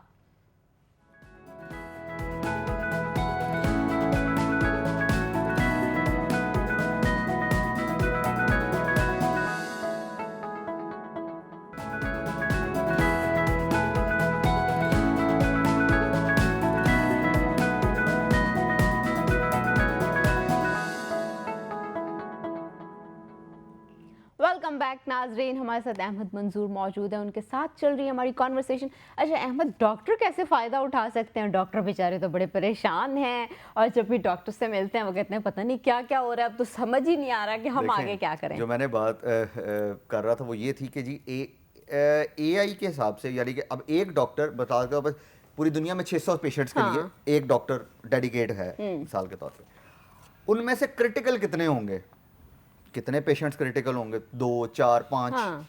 तो इसका मतलब बाकी सारे, किसी के सर में दर्द है, किसी को बुखार है, किसी वो आके कह रहा है मुझे चेक कर दो, और फिर आधा घंटा मांग भी रहा है। दोनों को फायदा होने वाला है, लोगों के पैसे बचने वाले हैं और दूसरे का वो ठीक है, पैसे तो बचने वाले हैं आपके बाकी, ठीक है। अब तो इसका मतलब ये है कि जो क्रिटिकल चीजें हैं सिर्फ वो डॉक्टर्स के पास जाएंगी। अच्छा, अब जहां पे डॉक्टर एक चीज, अब डॉक्टर पेशेंट ज्यादा देख सकता है इस तरह, यानी अभी वो एक पेशेंट को डायग्नोज करने में आधा घंटा लगाता है, एक बंदा उसके पास प्रिपेयर्ड जाता है कि जी मैंने इसको देख लिया हुआ है, मैंने ये रिपोर्ट चैट जीपीटी या जिस भी टूल पे डाली थी, उसने देखे मुझे ये समरी निकाल के दी है, मुझे ये समझ आ गया, सर इससे आगे बताएं क्या करना है मैंने। ठीक है, वो रिपोर्ट देखता कहता हाँ बात तो ठीक कर रहे हो, तो उसका जो 30 मिनट था वो 10 मिनट में कन्वर्ट हो गया। इसका मतलब अब वो 30 मिनट में 3 पेशेंट्स को देख सकता। हाँ, बड़ी लाइनें लगी हुई होती हैं डॉक्टर्स की। Now it's become well aware patient, और वो कोई ऐसे भी बात नहीं करेगा कि अच्छा मुझे बताइए ये दवाई मैंने क्यों लेनी है, अच्छा मैं इससे क्या करूंगा, अच्छा आप मुझे दवाई लिख के कैसे दे सकते हैं। ठीक है, उसके पास सारी इंफॉर्मेशन पहले से मौजूद है। हम नॉर्मली ना, मैंने वही बात की, जैसे मिसकॉन्सेप्शंस के चक्कर में हम लोग परेशान बड़ी जल्दी हो जाते हैं, क्योंकि वही दरवाजे वाली याद है, तो दरवाजा नहीं खुल रहा। अब जब लोगों को ये बात, जैसे आपके रेफरेंस से ये बात लोगों को पता लगी, तो आई होप कि अब लोग इसमें पॉजिटिविटी ढूंढने की कोशिश करेंगे। बिल्कुल ऐसे, डॉक्टर्स यूज केस बनाने शुरू करेंगे। मैं बजाते खुद ऐसे इंटरनेशनल डॉक्टर्स को जानता हूँ, अच्छा, जो इस चीज के ऊपर बुक्स लिख रहे हैं कि एआई से कैसे काम आप ले सकते हैं। अच्छा, इन मेडिसिन फील्ड बाकायदा तौर पे। ठीक है, हम ये, यानी बहुत सारे डॉक्टर्स हैं, सेंट एंथनी हॉपकिंस हॉस्पिटल है गालबन, ठीक है, वो इसके ऊपर बहुत ज्यादा काम कर रहा है। मजे क्या आपको बात बताता हूँ, वर्चुअल रियलिटी के थ्रू एक ऑपरेशन किया गया। अच्छा, यू नो वर्चुअल रियलिटी, यानी कि जी आप वो लगा लें ग्लासेस एंड, ठीक है, रीढ़ की हड्डी में स्क्रूज लगते हैं समटाइम्स उसको ठीक करने के लिए, right? In the medicine history for the first time that is accurately 100% उसका रिजल्ट आया। अच्छा। यानी इतना एक्यूरेट था क्योंकि बॉडी जो सामने पड़ी थी उसमें रीढ़ की हड्डी उसको पूरी नजर आ रही थी वर्चुअल उसकी थ्रू। अब इस ऐप के अंदर या जो भी वो चीज यूज कर रहे थे उसके अंदर उसकी पूरी रिपोर्ट्स थी, हर चीज थी, ब्लड प्रेशर भी स्पाइक नहीं हुआ, चीजें नहीं हुई, और वो स्क्रू बिल्कुल एग्जैक्ट सेम जगह पे लगा। अब इसको एक और तरीके से सोच के देखते हैं। मिसाल के तौर पे जैसे जब पेंडेमिक आया, अल्लाह ना करे कभी दोबारा हो उस तरह का सिलसिला, कोविड आया, वहां पे बहुत सारे लोग जो हैं वो ऑनलाइन हमने यानी कि हमने मोबाइल्स को ना तब सबसे ज्यादा यूज करना शुरू किया था। हमारी जो यानी सबसे ज्यादा पोटेंशियल हमने मोबाइल का तब देखा कि जिससे बीपी भी चेक हो जाता है, इससे हार्ट बीट भी चेक हो जाती है। अब उसी को एक दफा सोच के देखेंगे, वो जो ऑनलाइन बंदा बैठा हुआ है, ठीक है, वो आपको कैसे चेक कर रहा है? जूम के ऊपर। अगर हम इस तरफ एक टेलीमेडिसिन की पूरी लगा दें, तो अब एक ऐसा इलाका किसी पहाड़ पे या किसी जगह पे, वहां पे कई दफा मेडिसिन टीम्स नहीं पहुंच पाती, वहां पे एक ऐसा हेल्थ केयर सेंटर बना दिया जाए जहां पे सिर्फ एक नर्स अवेलेबल हो जो कि उनका लोकल कोई बंदा या बंदी हो, ठीक है, और वहां पे इक्विपमेंट पहुंचा दिया जाए। इक्विपमेंट उस बंदे ने सिर्फ बंदे को लगाना है, और जो डॉक्टर यूएस में बैठा हुआ है या लाहौर में बैठा हुआ है या इस्लामाबाद में बैठा हुआ है, वो एज इट इज उसको चेक कर सके, क्योंकि उसको सारे उसके वाइटल साइंस नजर आ रहे हैं। So this is also part of that. अच्छा, फिर इसी तरह मिसाल के तौर पे डिजास्टर रिकवरी की कई दफा बात होती है, आपको पता होगा 2005 में गालबन जब ज़ल्ज़ला आया था, दैट वाज वेरी, अल्लाह ताला माफ फरमाए, ठीक है, तब कई इलाके ऐसे थे जहां पे मदद पहुंच ही नहीं पाई थी। बिल्कुल ऐसे ही है। क्या अब ड्रोन्स को यूज करके उनके अंदर एआई कैपेबिलिटी डाल के उनके अंदर डिजिटल आइडेंटिटी चीजें की नहीं जा सकती बड़ी आसानी से? बिल्कुल आसानी से की जा सकती हैं। यानी अब आपको पता लग गया होगा, दुबई ने तो बकायदा डिलीवरीज करनी शुरू कर दी हैं, फूड डिलीवरीज उसके ऊपर हो रही हैं ड्रोन्स के थ्रू। तो व्हाई नॉट ये चीज? और मजे की बात देखें, समटाइम्स होता ये है कि आपको कॉस्ट एफिशिएंट चीजें भी चाहिए, तो this is one of the cost efficient thing by the way. अच्छा, दूसरा ये भी बताएं अहमद कि एग्रीकल्चर सेक्टर में किस तरह से इनकलाब आ सकता है, और वैसे भी हमारा कंट्री तो बेस ही इसी पे करता है एक, तो उस पे किस तरह से हम इसको। अच्छा, एग्रीकल्चर के अंदर यानी अब आप खुद सोच के देखें, अभी पिछले दिनों एक दोस्त मिले थे, वो भी, और हमारे साथ एक कंसल्टेंट है माशाल्लाह, वो भी इस पे काम कर रहे हैं। जैसे ड्रोन्स के थ्रू वो इमेजेस लेते हैं, उनको अब इमेजेस क्या बता देता सारे का सारा कि जी सॉइल कैसा है, यहाँ पे किस चीज की काश्तकारी हो सकती है, और वो रिपोर्ट्स वो अपने सिस्टम में डालते हैं। उस सिस्टम के अंदर जैसे तमाम चीज़ें उसके अंदर हैं, लाइक कि जी ये सॉइल कितना जरखेज़ है, क्या चीज़ है, क्या नहीं है, और एआई उसकी पूरी रिपोर्ट आपको बना के दे देता है कि यहाँ पे आप कपास उगा लें, यहाँ पे आप गंदम उगा लें, यहाँ पे आप ये जी इसकी चीज़ ज़्यादा होगी। और इवन यहाँ तक वो बता सकता है कि जी आपकी इस फसल में कीड़ा कहाँ लगा हुआ। हाँ। तो ये सारी चीजें हो सकती हैं। यानी आपने कभी आप मोटरवे के ऊपर जाएं तो आपने देखा होगा वो एक बड़ी सी मशीन नजर आती है जो शावर कर रही होती है। हाँ। अब वो ऑटोमेटेड मशीन है, दैट इज रोबोटिक्स थिंग। अच्छा। लेकिन अब उसको अगर ये पता लग जाए कि जी यहाँ पे पानी कम है, मुझे वहां पे पानी ज्यादा देना है, तो इसको ट्रेन ही करना है ना, और तो कुछ नहीं करना। तो एग्रीकल्चर में बहुत ज्यादा काम हो सकता है। यानी आप सिर्फ सोच के देखें इसको एक दफा कि आपने सिर्फ सॉइल की उसमें वीडियो डाली है या उसके अंदर आपने इमेजेस डाले हैं, वो उसकी बेस पे आपको बता दे, पूरी रिपोर्ट दे दे कि जी यहाँ पे ये काश्तकारी करेंगे तो ये ज़्यादा अच्छी है, ये नहीं करेंगे तो आप वहाँ पे हमेशा आप गलती कर रहे हो। हाँ। या आपको पता ही ना हो कि ये जी बड़ी ज़रखेज़ ज़मीन है। ठीक है, लेकिन वो बात तो वहीं आ जाती है ना कि हमारे किसान भी तो अवेयर हो ना कि किस तरह से इस्तेमाल करना है। देखें, हर चीज़ का स्टार्ट अवेयरनेस से होती है। आज आप और मैं यहाँ पे बैठ के माशाल्लाह जो बात करें, दिस इज फॉर अवेयरनेस। क्या लगता है अहमद, हम अर्ली अडॉप्टर हैं? यस वी आर हैं। हमें लोग, वही मैंने टेक्नोलॉजी वाली बात की थी ना, आईफोन 17 प्रो सबसे पहले पाकिस्तान आएगा। देखें, अच्छा, अर्ली अडॉप्टर का मतलब ये होता है कि पूरी दुनिया क्या कर रही है। अभी पूरी दुनिया भी रिसर्च ही कर रही है, वो भी सीख ही रहे हैं क्या करना। यानी वो एक बम्बास्टिक किस्म की चीज बना रहे हैं कि ये काम ऐसे कर दो, ये काम ऐसे कर दो, लेकिन कई जगहों पे हम वाकई फ्लॉ उसमें जाते हैं, ठीक है, लेकिन हम उसको अगर अच्छे तरीके से इस्तेमाल करना शुरू कर दें तो yes we are early adopters. यानी हम अपनी चिप डेवलपमेंट मिसाल के तौर पे स्टार्ट कर देते हैं, चिप वैसे बहुत कंट्रोवर्शियल है पाकिस्तान में। देखे ना, एनवीडिया बना रही है हाँ। या और डिफरेंट कंपनीज बना रही हैं। हम्म। पिछले दिनों भी मैं एक जगह पे बैठा हुआ था, वहाँ पे बात हो रही थी कि नहीं जी चाइना ने ऐसे नहीं किया, चाइना तो पीछे रह गया। मैं कहा यार उन्होंने ये वाली टेक्नोलॉजी बना ली हुई है, आप थोड़ा सा पीछे बात कर रहे हैं। ठीक है, ये कोई प्रोफेसर साहब थे, उनको मैंने कहा मैं माजरत के साथ आपको गलत नहीं कह रहा हूँ, लेकिन आप ना 2 साल पीछे की बात कर रहे हैं, वो ऑलरेडी इस चीज़ को बना चुके हैं एंड दे आर, वो सामने आ गए हैं दरअसल। ठीक है, तो अब यानी हेड टू हेड देखें। एक बड़ा मज़े का कल मैंने जुमला सुना किसी के उस पे पॉडकास्ट पे, वो ये था कि कभी किसी को इतना अकेला ना छोड़ें कि वो आपके बगैर जीना सीख ले। हाँ। ठीक है, अब या तो आप अगले बंदे के साथ साथ ही करते रहें काम, लेकिन अगर आप खुद कफील हो गए तो फिर तो आपको अगले बंदे की ज़रूरत ही नहीं है। तो मेरा पर्सनल ख्याल ये है कि हमें चिप डेवलपमेंट की तरफ भी जाना चाहिए, कुछ इस तरह का सिलसिला भी करना चाहिए जहाँ पे हम अपनी चिप्स को यूज़ करना शुरू कर दें। यानी जितने बड़े आपके अपने कैमरास बनने शुरू हो जाएंगे, आपके अपने मोबाइल्स बनने शुरू हो जाएंगे आपके। हाँ, वो उस तरह नहीं करना। मैं आई एम सॉरी, मुझे कहाँ से मिसालें याद आ जाती हैं। मैं ना एक बंदा एक फ़ोन की कंपनी में गया। हाँ। ठीक है, एक तो वो बता रहे फ़ोन बड़ा ज़बरदस्त है, ये देखें इसमें ऐसे होता है, ये ऐसे होता है। अच्छा, जब उनके ना फ़ोन पे कॉल आई, अच्छा। जब उन्होंने फ़ोन निकाला तो वाई फ़ोन था। अच्छा। तो मैंने सोचा ये तो अपना फ़ोन नहीं यूज़ करे, तो हम इनका फ़ोन क्यों यूज़ करेंगे। So you need to be actually हाँ। Believe on your self as well, कि आपको पता होना चाहिए जो चीज़ आपने बनाई है ना, वो आप लोग दिखाने वाले। मुझे कई दफ़ा ये हेल्थ केयर पे हम माशाल्लाह आज बात कर रहे हैं, मैं अगर 4 महीने पीछे चला जाऊं, 4 महीने, एक प्रोडक्ट पे हम बात कर रहे थे, तो वो साहब थे माशाल्लाह एक बहुत बड़ी पोस्ट पे, वो कहते हैं ये तो आप 10 साल आगे की बातें कर रहे हैं। और मैं उनको कहा 10 साल आगे का सोचेंगे तो आप 1 साल आगे की बात कर सकते हाँ, हैं। बिल्कुल। एंड ही वाज लाइक, मैंने कहा यार इनको कुछ नहीं पता, मैं कुछ नहीं कर सकता हूं। अच्छा अहमद, सवाल अभी भी रह गए हैं लेकिन टाइम की किल्लत की वजह से अभी हमें ख़त्म करना पड़ेगा। कोई मैसेज देना चाहें तो मैसेज दे सकते हैं आप। मैसेज छोटे छोटे से 2-3 पेरेंट्स के लिए भी, टीचर्स के लिए भी और स्टूडेंट्स के लिए हाँ। भी। एआई टेक्नोलॉजीज इस काम के लिए नहीं हैं कि आप उनके साथ सिर्फ एंजॉय करें।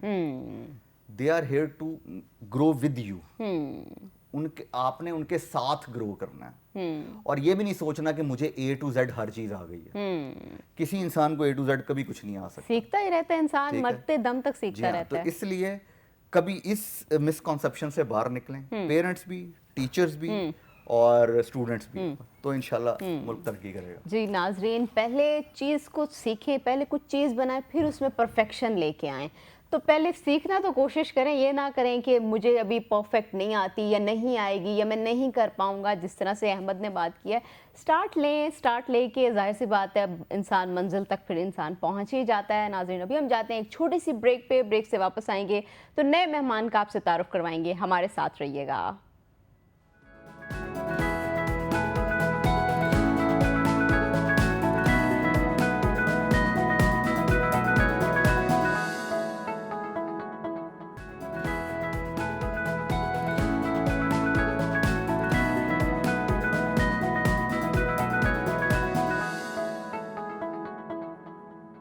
वेलकम बैक नाजरीन। अभी थोड़ी सी बात करते हैं मौसम की।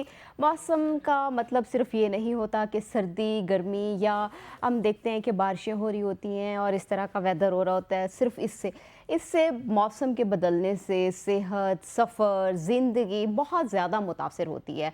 तो पाकिस्तान में भी, पाकिस्तान को भी क्लाइमेट चेंज का सामना है। पाकिस्तान भी उन्हीं ममालिक में आता है जो क्लाइमेट चेंज से मुस्तस्ना नहीं है। तो आज हम इसके ऊपर बात करेंगे कि पाकिस्तान में क्या सिचुएशन है, बारिशें हो रही हैं, फ्लड की क्या सिचुएशन है। इसके ऊपर हमारे साथ मौजूद हैं मोहम्मद अलीमुल हसन रामे, महकमा मौसमियात के डायरेक्टर हैं। सर, आपको वेलकम करते हैं। जी थैंक यू। कैसे हैं सर आप? अल्हम्दुलिल्लाह बिल्कुल ठीक जी।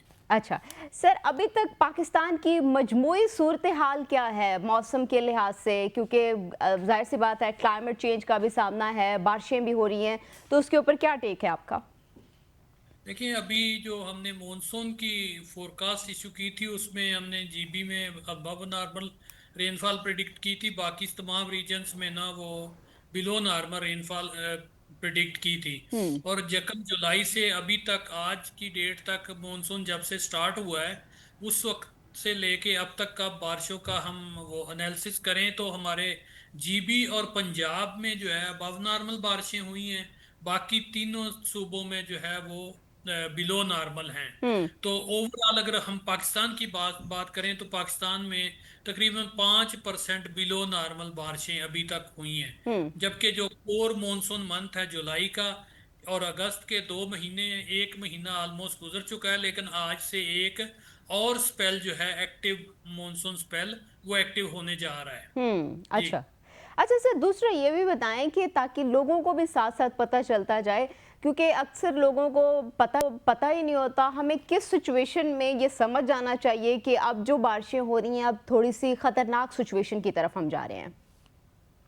वो तो हम खतरे से आगाह करते हम्म। हैं पीडीएमएस को भी, डिस्ट्रिक्ट डिजास्टर मैनेजमेंट अथॉरिटीज को भी। हम्म। जिन जिन इलाका में ज्यादा रेनफॉल का चांसेस या हैवी रेनफॉल के चांसेस होते हैं हम्म। उनके मुतलका डीसीज उनको भी इंफॉर्म किया जाता है, पीडीएमए को भी इंफॉर्म किया जाता है। हम्म। फिर रिवर रीचेस हैं उनमें जो कंडीशन होती है उसके मुतालिक भी हम अपने जो बुलेटिन्स में रेगुलर अपडेट्स इशू करते हैं। हम्म। जिस तरह आज भी हमने जो है वो इशू किया है, तो तमाम रिवर्स जो हैं अभी तक वो लो फ्लड लेवल पे बह रहे हैं, हम्म। सवाए सिंध, दरियाए सिंध के, जो कि गुड्डू के मुकाम पर वो जो है वो मीडियम फ्लड लेवल पे है। और हम्म। यही मीडियम फ्लड लेवल की वेव जो है नीचे सखर में और डाउन स्ट्रीम कोटरी में ट्रांसफर होगी हम्म। नेक्स्ट 24 to 36 आवर्स में।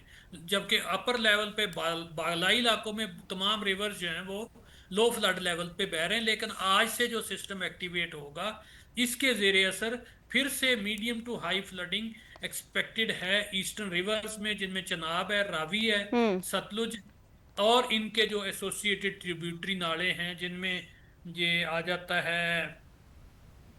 चिनाब के ट्रिब्यूटरी नाले हैं दौरा, दोता, द्वारा, बिम्बर, हलसी, हम्म। एक और पलकू हैं। रावी के जो ट्रिब्यूटरी नाले हैं बे है, बसंतर है, डेग है और सखी नाला, हम्म। इन नालों में फिर से दोबारा से जो है डिस्चार्जेस बढ़ने के इम्कानात हैं। हम्म। अच्छा ये सर। सिस्टम जो है 29 से लेके 4 अगस्त तक रहेगा, लेकिन ज्यादा इंटेंसिटी इसकी 31 से यकम तारीख के दौरान होगी। ओके। अच्छा सर, ये भी बताएं कि क्लाइमेट चेंज की वजह से पाकिस्तान में बारिशों का जो पैटर्न है क्या वो तब्दील हो रहा है? हाँ, तब्दील भी हुआ है उसमें। लेट ऑनसेट होना मॉनसून का या अर्ली ऑनसेट हो जाना, लेकिन सबसे बड़ी तब्दीली जो आई है हम्म। वो इसमें एक्सट्रीम इवेंट्स जो है ना उनकी तादाद बढ़ी है। हम्म। कि लिमिटेड टाइम में वेरी लिमिटेड एरिया में बहुत ज्यादा बारिश का हो जाना, हम्म। उसकी वजह से हमें ज्यादा जो है हम्म। ये अर्बन एरियाज में पानी की पौंडिंग उसका जो है ना उसका सामना है। हम्म। और फिर बाकी जाहिर है जो वाइड स्प्रेड सिस्टम्स हैं उनकी भी इंटेंसिटी बढ़ जाती है, हम्म। तो उससे जो है रिवर्स में भी फ्लडिंग जो है ना वो जनरेट होती है। तो पहले जो है तकरीबन हर 3 साल बाद एक बड़ा सैलाब आता था, अब तो ऑलमोस्ट हर साल ही हमारे यहाँ जो है ना वो medium to high level flooding जो है एक्सपीरियंस कर रहे हैं हम पिछले हम्म। 4-5 साल। अच्छा। जी। अच्छा सर, ये भी बताएं कि किन इलाकों को ज़्यादा खतरा है, जो जहाँ पे आबादी भी रह रही है, सैलाब का खतरा कहाँ पे सबसे ज़्यादा है? ये मैंने बताया ना, हमारे हम्म। तीनों ईस्टर्न रिवर्स हैं। झेलम पे हमारे यहाँ हम्म। है हम्म। किस्मती हमारी के, उस पे डैम है मंगला डैम, वो उसके सैलाब की वेव जो आती है उसको रोक लेता है। हम्म। तो बाकी हमारे सतलुज है हम्म। और चिनाब रिवर है, इन दोनों रिवर्स पे हम टोटली डिपेंडेंट हैं हम्म। इंडियन साइड के स्टोरेजेस पे। तो अच्छा। वो अगर तो स्टोर करते रहें फिर हमारे साइड पे जो कैचमेंट एरिया है हम्म। उसका फ्लो ही हमारे यहाँ पहुंचता है। अदरवाइज फिर वहां से रिलीजेस भी आती हैं, हमारे यहाँ भी बारिशें होती हैं, हम्म। तो वो जो है सडन जो कुमुलेशन होती है पानी की वो ज्यादा डिस्टरबेंस क्रिएट करती है। हम्म। तो अभी यही 3 रिवर्स हैं। इंडस में हमारे पास जो है गुंजैश है, वहां पे जो है ना वो हम्म। पानी स्टोर हो जाता है। हम्म। इसके अलावा हमारे डीजी खां राजनपुर के हिल टोरेंट्स जो हैं वहां पे हैं। हम्म। 31 को, यकम, 2 इन दिनों में हम्म। फ्लैश फ्लडिंग के इम्कानात हैं। हम्म। फिर काबुल रिवर है, इसकी ट्रिब्यूटरीज हैं, सवात रिवर, इनमें भी चांसेस हैं आइंदा 2 से 3 रोज के दौरान हैवी फ्लोज जनरेट होने के। अच्छा। जी अच्छा सर, अक्सर हम देखते हैं कि जब बारिशें होती हैं तो ज़ाहिर सी बात है लैंडस्लाइडिंग का भी ख़तरा होता है, तो जो पहाड़ी एरियाज़ हैं वहाँ पे कौन-कौन से ऐसे एरियाज़ हैं ताकि लोग भी जाने से इज्तनाब करें? अक्सर ऐसे वेदर में हम देखते हैं कि लोग भी निकल जाते हैं घूमने के लिए और थोड़ी-सी ज़िम्मेदारी का मुज़ाहिरा नहीं करते, तो ऐसे एरियाज़ का भी थोड़ा-सा बता दें। जो स्पेल आ रहा है इससे परसिस्टेंट रेन होगी 3-4 रोज के लिए। हुँ, तो इन कंडीशंस में जो ऑलरेडी जो लैंडस्लाइड की वल्नरेबल साइट्स होती हैं वो मजीद लूज हो जाती हैं मुसलसल बारिशों की वजह से। तो इन एरियाज में जीबी में और कश्मीर के एरियाज में स्पेशली लैंडस्लाइडिंग के भी इम्कानात हैं साथ साथ। हुँ। अच्छा, सर दूसरा ये भी बताएँ कि अक्सर रावलपिंडी का नाला लाई जो है वो भी काफ़ी ख़बरों की वो रहता है कि उस साइड पे किस तरह की सिचुएशन है? हाँ, इस्लामाबाद पिंडी में हमने जो अर्बन फ्लडिंग के जो खतरात से आगाह किया है उसमें हमारे यहाँ जो सिटीज की लिस्ट है उसमें रावलपिंडी टॉप पे है। रावलपिंडी भी है, झेलम है, गुजरांवाला, सरगोदा, मंडी बहाउद्दीन, हुँ, सियालकोट, गुजरात, नारोवाल, हुँ, लाहौर, उपाड़ा, साहिवाल और फैसलाबाद। हुँ। इन अर्बन सेंटर्स पे अर्बन फ्लडिंग के और फ्लैश फ्लडिंग के पिंडी इस्लामाबाद में भी इम्कानात हैं। हुँ। अच्छा, तो जी ये शहर जो है इनमें ज़्यादा खतरा पाया जा रहा है अभी तक। बिल्कुल, मूसलाधार बारिश होगी तो उसकी वजह से यहाँ पे अर्बन फ्लडिंग भी और रावलपिंडी के नाड़ालई के एरिया में वहाँ पे फ्लैश फ्लडिंग के भी इम्कानात हैं। अच्छा, यहाँ पे बारिशें ज़्यादा होने के इम्कानात हैं। अच्छा, तो कोई और बिल्कुल। इस वक़्त जो सबसे ज़्यादा खतरे के उस पे है शहर, वो कौन-सा है? सबसे ज्यादा खतरा तो इन शहरों में सब में है ना। अच्छा। ये सिस्टम एक्चुअली बालाई इलाकों से शुरू हो रहा है, हुँ, फिर ग्रेजुअली ये साउथवर्ड शिफ्ट होगा। तो अभी हमने इन जो बालाई इलाकों में फोकस्ड एरियाज हैं उन सिटीज को मेंशन किया है। हुँ, ग्रेजुअली ये डीजी खां, मुल्तान, राजनपुर इन की तरफ भी, हुँ, फिर ये 2-3 रोज के बाद सिंध में भी ये सिस्टम एक्टिव होगा। हुँ। तो उसकी वजह से सिंध, कराची, हैदराबाद वहां पे भी बारिशों के इम्कानात हैं। ऑलमोस्ट पूरे सिंध में जो है ना वो बारिश, अच्छी बारिशें हो जाएंगी इस सिस्टम के जरिए असर। तो हम अभी उधर ज्यादा वो हाईलाइट नहीं कर रहे हुँ। इन चीजों को कि वहां पे ज्यादा वो पैनिक क्रिएट होता है। तो सिस्टम की जैसे मूवमेंट होगी उस तरह से हम उसको भी इन्फॉर्म करेंगे। अच्छा। अच्छा सर, साथ ही जी साथ ये भी बताते चलें कि महकमा मौसमियात अक्सर पेशीन गोई करता है, तो ये क्लाउड बर्स्ट जो है, ये जो बारिशें हो रही हैं, ये बेसिकली क्लाउड बर्स्ट है या वैसे मामूल की बारिशें हैं? क्या इसमें तब्दीली क्या आई है? देखिए, इसमें ये है कि ग्लोबल वार्मिंग की वजह से, एक्सेसिव मॉइस्चर फीडिंग की वजह से बारिश जो है वो ज़्यादा शिद्दत के साथ हो रही है। हुँ, तो क्लाउड बर्स्ट जो है वो स्पेसिफिक फिनोमिना है कि जब आपके यहाँ एक लिमिटेड एरिया में और विद इन 1 आवर टाइम अगर 100 मिलीमीटर या उससे ज़्यादा बारिश हो जाए तो उसको हम क्लाउड बर्स्ट कहते हैं। हुँ, तो कुछ एरियाज ऐसे हैं जहाँ पे ये क्राइटेरिया फुलफिल होता है तो उसको फिर हम क्लाउड बर्स्ट कह देते हैं। बाकी जो है मूसलाधार बारिशें, हुँ। जो जिसके लिए सूटेबल वर्ड है वो फिर यूज किया जाता है according to occurrence of phenomena. अच्छा, तो सर ये जो जी मौसमियाती तब्दीली एकदम से आई है, तो इसके लिए हमें अब प्रिपेयर महकमा मौसमियात तो करता है, इक़दामात इसके लिए हमें मज़ीद क्या लेने चाहिए कि ताकि इस जो चैलेंज है, इससे बाहर निकल आएँ हम? देखिए, दो तरह के इकदाम किए जा सकते हैं। एक तो ये है कि सॉफ्ट कंपोनेंट्स हैं जहाँ पे आपने अब अर्ली वार्निंग सिस्टम को स्ट्रेंथन करना है, कम्युनिटीज़ की इन्वॉल्वमेंट करनी है और रेजिलियंट कम्युनिटीज़ डेवलप करनी है ताकि जो भी डिज़ास्टर हो उसको वो फेस कर सकें हुँ, विदाउट एनी लॉस। हुँ, दूसरा ये है कि हमारे यहाँ जो लॉसेस होते हैं इंफ्रास्ट्रक्चर को, क्रॉप्स को, हुँ, उनके लिए हमें स्ट्रक्चरल मेजर्स लेना पड़ेंगी, हुँ, जिनमें है कि हम रेन वाटर को हार्वेस्ट करें। हर माइक्रो लेवल पे अगर आप घरों की बात करें तो हर घर की सतह पे हो कि वहीं पे जो उस घर का पानी है उसको कुछ वक्त के लिए रोक लिया जाए, रेन जब है तो फिर रिलीज किया जाए। हुँ, फिर इसी तरह रिटार्डिंग पॉन्ड्स वगैरह बनाए जाएं, छोटे माइक्रो डैम्स बनाए जाएं। हुँ, यहाँ पे जो है रेन वाटर को जैसे जैसे अपर कैचमेंट एरिया से रेन स्टार्ट होती है वहीं पे उसको होल्ड करते हुए ग्रेजुअली रिलीजेस की जाए, ताकि वो उसको पानी को बाद में इफेक्टिवली यूटिलाइज भी किया जाए, ग्राउंड वाटर रिचार्जिंग भी हो और डिजास्टर से भी बचा जा सके। तो डिजास्टर। उसके लिए डिफरेंट मेयर्स हैं, जो स्ट्रक्चरल मेयर्स हैं, उसमें ह्यूज इकोनॉमिक इन्वेस्टमेंट चाहिए।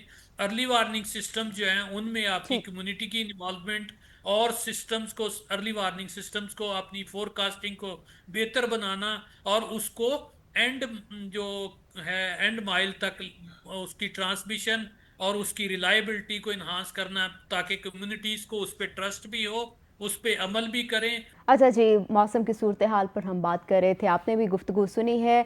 अलीमुल हसन साहब, आपका बहुत बहुत शुक्रिया। अभी हम जाते हैं एक छोटी सी ब्रेक पे, ब्रेक से वापस आएंगे तो नए मेहमान का आपसे तारुफ करवाएंगे। हमारे साथ रहिएगा।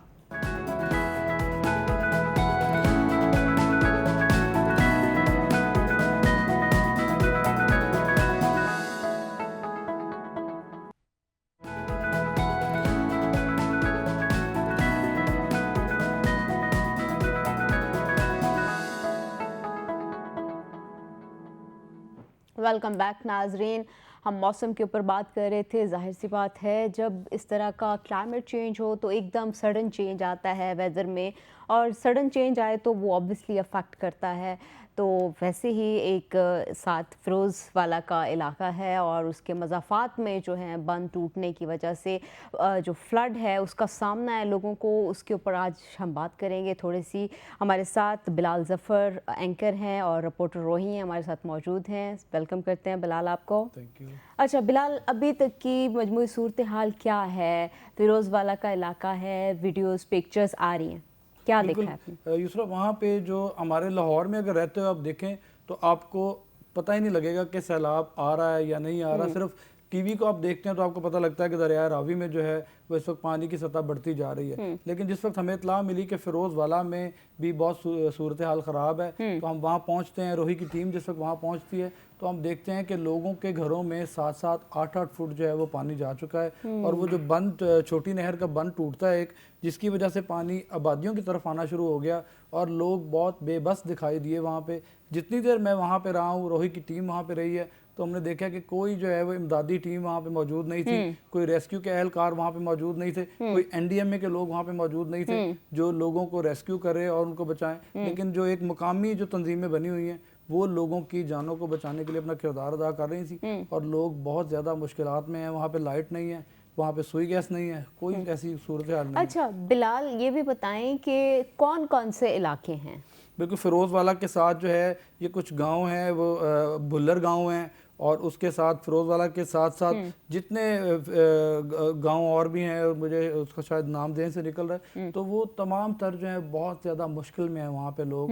उनको देखने के लिए कोई भी नहीं जा रहा। वहाँ के मुकामी एमपी एमएनए जो हैं वो तो बिल्कुल वहाँ नहीं जा रहे। और वो लोग मोहतरमा मरियम नवाज से अपील कर रहे हैं कि आप लोग आज़ाद कश्मीर के इलेक्शन में बिजी हुए हुए हैं, लेकिन यहाँ पे जो हमारी सूरत हाल है। और आपको ये भी बात बताता चलूँ कि अब तक वहाँ पे 5 बच्चों की हलाकतें हो चुकी हुई हैं और लोग अभी तक जानी नुकसान भी। अच्छा जी, जानी नुकसान भी हुआ है और लोग अभी तक घरों में महसूर हैं और वो इसी इंतज़ार में हैं कि कोई मसीहा आएगा और हमें यहाँ से निकाल के लेके जाएगा। लेकिन अभी तक ऐसी कोई सूरत हाल वहाँ पे नहीं है। अच्छा, अभी तक तो अच्छा, फूड की क्या सिचुएशन है? खाना उनके पास मौजूद है उन लोगों के पास, और उन लोगों की क्या तवक्कुआत क्या है, शिकायत क्या है, प्रॉब्लम्स क्या थे वहाँ? बिल्कुल, शिकायत यही है कि इंतज़ामिया के लोग, क्योंकि ऐसी सिचुएशन जब बनती है तो मसाजिद में ऐलानात किए जाते हैं, बाकायदा सरकारी लोग वहाँ पे CDC तमाम लोग मौजूद होते हैं, वो जाते हैं लोगों को रेस्क्यू करने के हवाले से तमाम तर प्लान तय करते हैं। लेकिन वहाँ पे सूरत हाल ये है कि लोगों के पास खाने के लिए कुछ भी नहीं है। अच्छा। और जो मुकामी जो तंजीमें हैं, जो छोटी छोटी तंजीमें बनी है, वो अपने तौर पे वहाँ पे खाने लेकर जा रही हैं। जो मुखय्यर हजरात हैं वो वहाँ पे खाने लेकर जा रहे हैं, लोगों को पहुँचा रहे हैं। अभी बाकायदा तौर पे सब लोगों को तो नहीं कर सके, ओके, लेकिन बाकी जो सूरत हाल है, लोग इंतज़ामिया से खफा नज़र आते हैं और वहाँ पे जो है वो कंस्ट्रक्शंस के काम जो है वो चल रहे थे और वो बीच में ही रह गए। जिस तरह पानी एकदम से बहुत स्पीड में जब पानी वहाँ पे आया तो लोग बेबस हो गए। और हमारी कुछ वीडियो इस तरह की भी हैं जिसमें ख़वातीन जा रही हैं और अपने बच्चे उन्होंने गोद में उठाए हुए हैं और कुछ थोड़ा बहुत सामान जो है हाथ में पकड़ा हुआ है। तो जब मैंने उनसे पूछा कि आप लोग कहाँ जा रहे हैं, आप इतने पानी के अंदर, तो उनका कहना था कि हम अपने घरों को छोड़ के यहाँ से किसी सेफ पॉइंट पे जा रहे हैं ताकि हम अपने जो बच्चे बच गए हैं उनकी जानों को बचा सकें। अच्छा, तो रेस्क्यू की जानिब से वहाँ कोई इमदाद नहीं दी जा रही क्या? बिल्कुल, रेस्क्यू जो है वो उन मकाम पठान कॉलोनी खास तौर पे नाम लिया जा रहा है, जो बहुत फेमस जगह है वहाँ पे, जहाँ के बच्चे जाँ बहक हुए हैं। वहाँ पे जो है रेस्क्यू, आज पता चला है कि रेस्क्यू की टीमें वहाँ पहुंची हैं, लेकिन इतना बड़ा नुकसान होने के बाद अगर इन लोगों ने वहाँ पहुंचना था तो फिर मेरे ख्याल में शायद इन्होंने देर कर दी है। और अभी भी जो है प्राइवेट लोग जो हैं वो अपने तौर पे काम कर रहे हैं और वहाँ पे रेल की एक पटरी चलती आ रही है, उसके साथ की जो आबादी है वो तो बिल्कुल डूब चुकी हुई है और ना किसी को पता है कि किस तरह जान बचानी है, कैसे निकल के जाना है। अब ये तो सूरत हाल आगे आगे आप लोग मीडिया के ऊपर देख रहे हैं और ये बहुत हाईलाइटेड केस है क्योंकि मीडिया रिपोर्ट तो कर रहा है लेकिन ना जाने इंतजामिया कहाँ चली गई, कोई नोटिस ही नहीं लिया जा रहा। उन लोगों की जानों को कैसे महफूज बनाएंगे? छोटे छोटे बच्चे जो हैं वो बिलक रहे हैं वहाँ पे और इतनी शदीद गर्मी है और ये सारी सूरत हाल है। अच्छा, तो दूसरा ये भी बताएं कि इस तरह की सिचुएशन डेवलप होनी थी तो क्या इंतजामिया की जानिब से या जो डिपार्टमेंट्स वार्न करते हैं, कोई वार्निंग नहीं दी गई थी वहाँ पे पहले? दूसरा, आज से पहले जब फ्लड की सिचुएशन बनती आई है तो हम खुद भी देखते आए हैं कि ऐलानात किए जाते थे, सायरन बजाए जाते थे और लोगों को आगाह किया जाता था कि ये सूरत हाल पैदा हो सकती है, आप अपने आप को महफूज मकामात पे जो है ना वो शिफ्ट कर लें। लेकिन वहाँ के लोग जो शिकायत करते हैं, पठान कॉलोनी है, भुल्लर गांव है, उसके फिरोजवाला के जो गांव हैं, वहाँ के लोग कहते हैं कि हमें किसी ने कुछ भी नहीं बताया। अच्छा। यहाँ पे रोड्स जो हैं वो बन रहे थे और हम लोगों को यही आस उम्मीद थी कि शायद बारिश का पानी है और कुछ देर में निकल जाएगा, लेकिन जिस वक्त हमने बाकायदा तस्दीक की तो ये जो भेड़ नाला है शायद वहाँ पे। अच्छा, उन लोगों को मालूम ही नहीं था, बस वो इसी में फंसे हुए थे। हाँ जी, वो इसी फंसे और वो उनको पूछने भी कोई नहीं उसके बाद आया।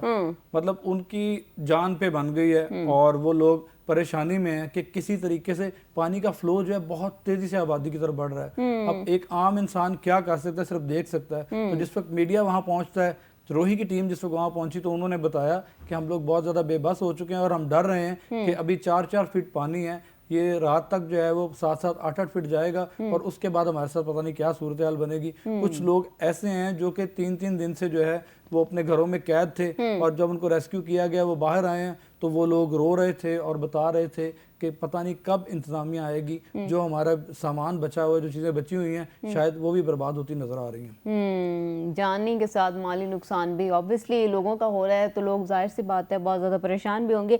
अच्छा, साथ में ये भी बताएं जो लोग शिफ्ट हो रहे हैं वो अपनी मदद आपके तहत हो रहे हैं या हुकूमत की जानिब से या इंतजामिया की जानिब से कोई मदद फराहम अभी की जा रही है? बिल्कुल, इस तरह लोग जो है वहाँ पे यही शिकवा कर रहे हैं कि मोहतरमा मरियम नवाज एक हर छोटी छोटी बात पे नोटिस ले लेती हैं, लेकिन उनके साथ इतना बड़ा वाकया हो गया है, उनके बच्चों की जानें चली गई हैं, वहाँ पे कोई नोटिस नहीं लिया जा रहा।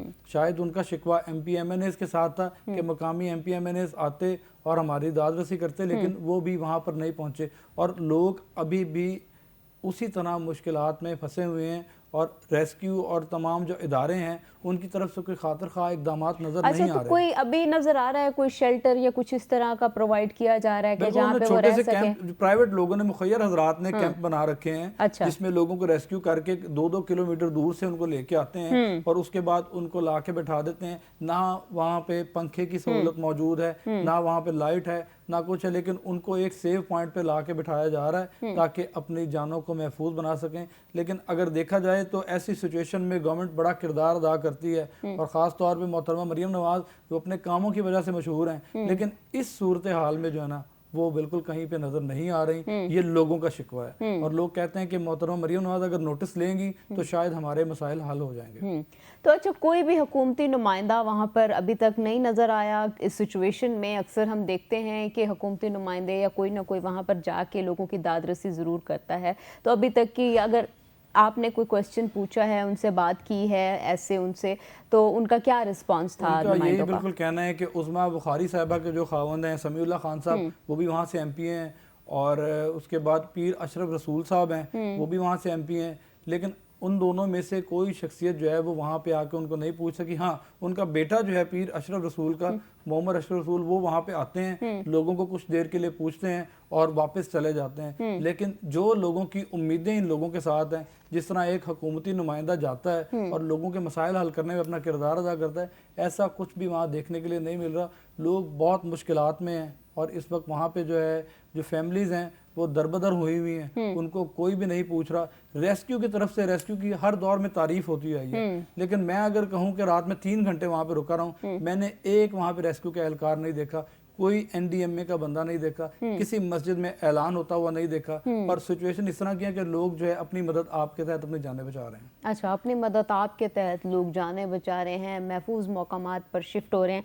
अच्छा, साथ ही साथ ये भी बताएं कि जाहिर सी बात है जब ऐसी सिचुएशन होती है तो बहुत ज़्यादा हेल्थ के भी मसाइल होना शुरू हो जाते हैं, तो कोई हेल्थ की टीमें मौजूद हैं जो उनकी मदद कर सकें या कोई इस तरह की उनको हेल्प प्रोवाइड कर सकें? जी, मकामी लोग ये बताते हैं कि मॉर्निंग में जो है हेल्थ से रिलेटेड जो है वो लोग आए हैं और वो लोगों को आगाही दे रहे थे कि पानी की स्पीड जिस तरीके से जिस फ्लो से पानी चल रहा है, पानी के अंदर सांप भी आ सकता है, खतरनाक जानवर भी आ सकते हैं, तो अपनी हिफाजत आपने इस तरीके से करनी है। और कुछ जो है ना वो एक प्राइवेट शॉप्स के ऊपर अपनी चीज़ें छोड़ के गए हैं कि फर्स्ट एड के लिए अगर आपको कोई चीज़ चाहिए हो तो ये यहाँ से आपको मिल जाएगी, लेकिन बाकायदा कोई टीम वहाँ पे मुकर्रर जो है वो नहीं की गई, वहाँ पे अरेंजमेंट ऐसे नहीं किए गए। शायद उस इलाके को नज़रअंदाज किया जा रहा है, लेकिन मेरा कहना ये है कि क्या ये लाहौर से बिल्कुल 5 किलोमीटर दूर है, क्या ये लाहौर का हिस्सा नहीं है? क्या ये लोग पंजाब के नहीं हैं? मरियम नवाज की नज़र इन पे क्यों नहीं जा रही? इन लोगों को मुश्किलात से क्यों नहीं निकाला जा रहा? जब कोई बड़ा हादसा हो जाएगा, कोई बड़ा साना हो जाएगा, तो तमाम लोग जो है ना वहाँ पे पहुँच के आप देखेंगे कि वहाँ फोटो सेशन हो रहे होंगे और सबको पूछा जा रहा होगा, देखा जा रहा होगा, लेकिन अभी तक जो है वो सूरत हाल ऐसी है कि लोग बहुत बेबस हो चुके हैं। लोग बेबस हो चुके हैं। नाज़रीन, अभी हम जाते हैं एक छोटी सी ब्रेक पे, ब्रेक से वापस आएंगे तो कॉन्वर्सेशन को यहीं से कंटिन्यू करेंगे। हमारे साथ रहिएगा।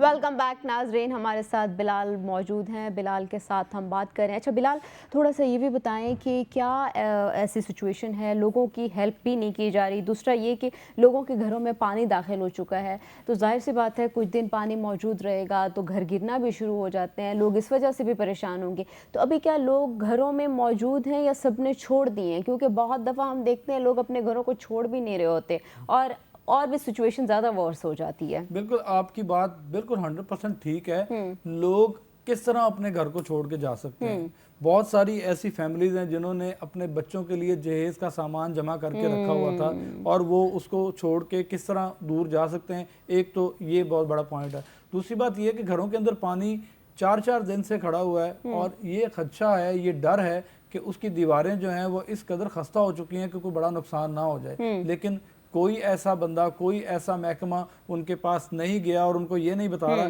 कि आपके सामान को महफूज बनाने के लिए क्या मैकेनिज्म बनाया जाएगा और आपकी चीज़ों को, आपकी जो सारी ज़िंदगी की जमा पूंजी है उसको किस तरीके से महफूज मकाम पर मुंतकिल किया जाएगा। ये सामान को तो एक तरफ कर दें, यहाँ इंसानी जानों को बचाने के लिए कोई खातिर खा इकदाम नहीं किए जा रहे, तो सामान तो बहुत दूर की बात है।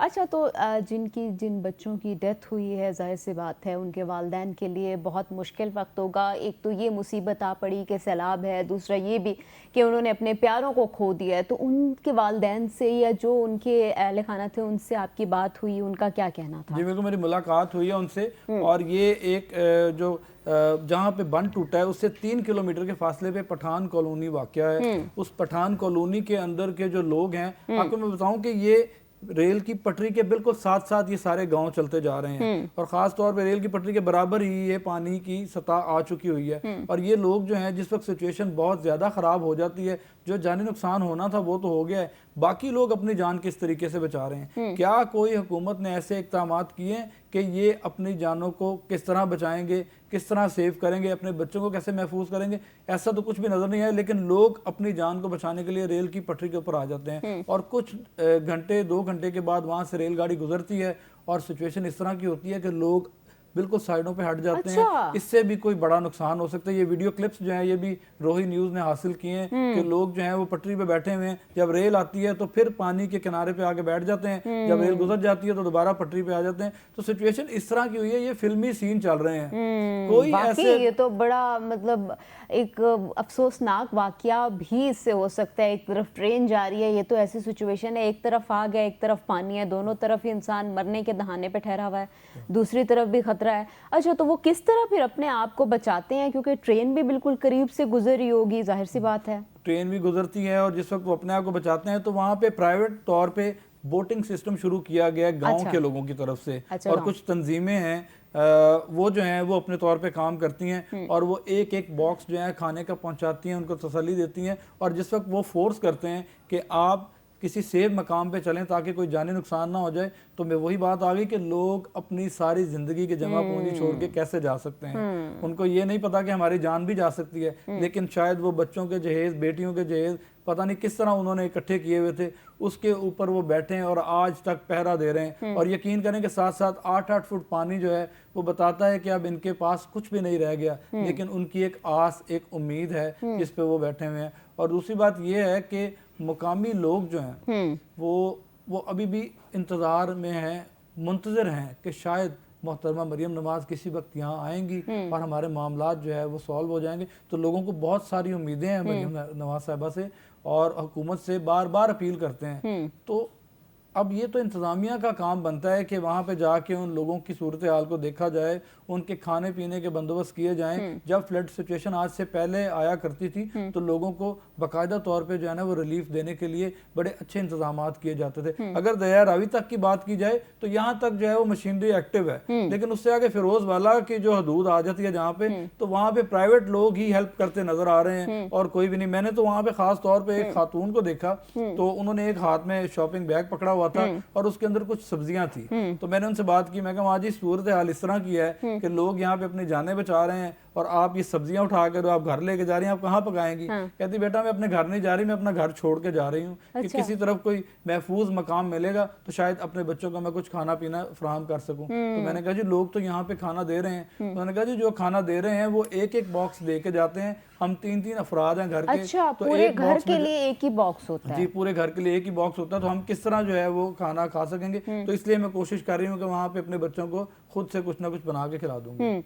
अच्छा, तो कोई अभी तक लोगों को मालूम ही नहीं है कि महफूज मुकाम हमारे करीब कौन सा पड़ेगा जहाँ पर हम जाएं या जहाँ पे पानी मौजूद ना हो, तो उनको गाइड कौन कर रहा है कि किस मुकाम पे जाना चाहिए, किस साइड पे जाना चाहिए? सब वही बात आ जाती है कि प्राइवेट तंजीमों के लोग जाते हैं। अच्छा, सारा प्राइवेट तंजीमों की प्राइवेट जानिब से तंजीमों के लोग जाते हैं, रेस्क्यू के लोग कुछ देर के लिए आते हैं और सारी सूरत हाल देखते हैं। और लोग तो ये भी बताते हैं कि रेस्क्यू वाले कहते हैं हम लोग बेबस हो चुके हैं, ये सूरत हाल इस तरह काबू नहीं आएगी। और लोग जो है अपनी छतों पे चढ़ के कुछ लोग बैठे हुए हैं और वो नीचे उतरने के लिए तैयार नहीं है। और जो प्राइवेट लोग जाते हैं उनकी इतनी ज्यादा बात लोग नहीं भी मानते। यहाँ पे बहुत बड़े इकदाम होने चाहिए। अगर लोगों की जानों को महफूज बनाना है तो बाकायदा तौर पर ऐलान करें और उनको जो है चीज़ें प्रोवाइड करें, उनको सेफ तरीके से अच्छे मकाम पे ला के बिठा दें और उनको बताएं कि हम तमाम आपके नुकसान का अजाला करेंगे, या जो हुकूमतों का फ़र्ज़ होता है कि अपने लोगों को फैसिलिटेट करता है,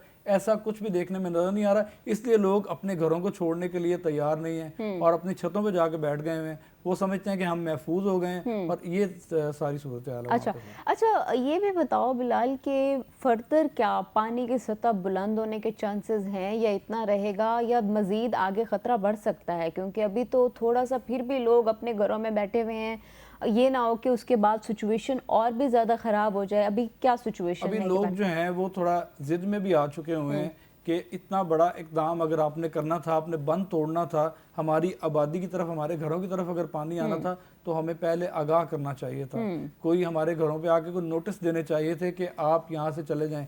ना नोटिस दिए हैं, ना कुछ ऐसा हुआ है। और एक बड़ी तादाद में पानी का रेला जो है वो आबादी की तरफ आ रहा है, तो कुछ लोग जिद में भी बैठे हुए हैं और ये जिद जो है ये एक बड़ा नुकसान नजर आ रहा है कि हो सकता है। तो अब देखना ये है कि हुकूमत इस पे क्या इकदाम करती है। अब तक जो है मीडिया रिपोर्ट कर रहा है, इंटरनेशनल मीडिया वहाँ पे पहुँच के ये सारी चीजें दिखा अच्छा, रहा है। मीडिया की टीमें मौजूद हैं वहाँ से रिपोर्ट कर रही हैं, ऐसा तो नहीं है कि रोही की टीम तो पहुंच गई है लेकिन बाकी चैनल्स या बाकी मीडिया हाईलाइट कर रहा है इस इशू को, बिल्कुल मीडिया अटेंशन हाईलाइट कर रहा है और अपने तौर पे मीडिया जो है वो अपना किरदार अदा कर रहा है, लेकिन मीडिया जो है वो सिर्फ एक सिचुएशन दिखा सकता है ताकि इस पे अच्छे तरीके से जो है अमल दरामद किया जाए। लेकिन हुकूमती जो है वो इक़दामात वो इतने खातिर ख्वाह नहीं है कि लोगों को जो है वो फैसिलिटेट किया जाए, उन लोगों को ब्रीफ किया जाए, उनको समझाया जाए कि आपके सामान को या आपकी चीज़ों को या आपके बच्चों को अगर कोई नुकसान होता है तो हम लोग आपके साथ खड़े हैं। इस वक्त उनको हौसला दिया जाएगा तो शायद वो लोग इनकी बात मान जाएं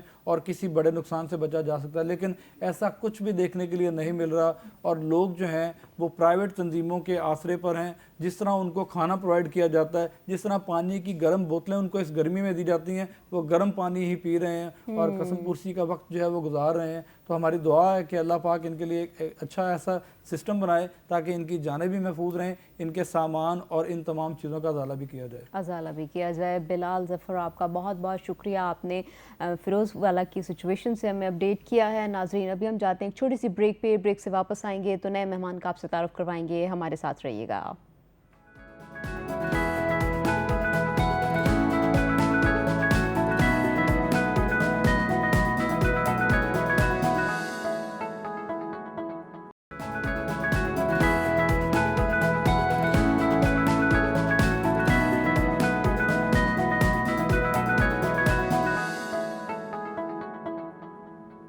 वेलकम बैक नाजरीन, हम मौसम के ऊपर बात कर रहे थे। जाहिर सी बात है बारिशों की वजह से पाकिस्तान के मुख्तलिफ इलाकों को सैलाब की सूरत हाल का सामना है, लेकिन अब सवाल ये है कि सैलाब तो आ गया है, सैलाब के पीछे वजूहात क्या क्या हैं। अभी हम बात करेंगे थोड़े जो मैन मेड डिज़ास्टर हैं कि इसके पीछे हमारी क्या गलतियाँ हैं, और जब हम गलतियों के बारे में बात करते हैं तभी हम गलतियाँ सुधारने पे जाते हैं, जब बात ही नहीं करते तो गलतियाँ सुधारी नहीं जा सकती।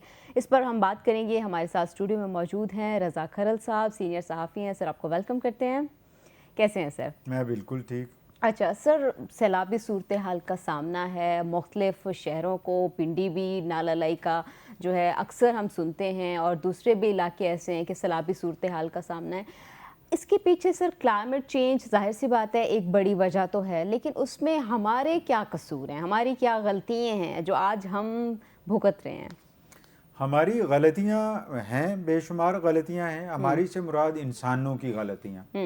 इंसानों में अपने भी हैं, बेगाने भी हैं। मिसाल के तौर पर जब हम बात करते हैं कि हमारे यहाँ सैलाब क्यों आ जाते हैं, यकदम दरिया चिनाब में पानी क्यों इतना ज़्यादा आ जाता है, तो उसके पीछे जिम्मेदार इंडिया भी है कि इंडिया में जब उनके डैम भरना शुरू हो जाते हैं तो वो ओवरफ्लो करने से या उन डैम्स को बचाने के लिए या और बहुत सारे ऐसे इकदाम कर देते हैं जिससे पानी में, पाकिस्तान में पानी बहुत ज़्यादा हो जाता है, सैलाब आना शुरू हो जाता है। ये दरिया रावी और दरिया चिनाब दोनों में सूरत हाल का हमें सामना करना पड़ता है।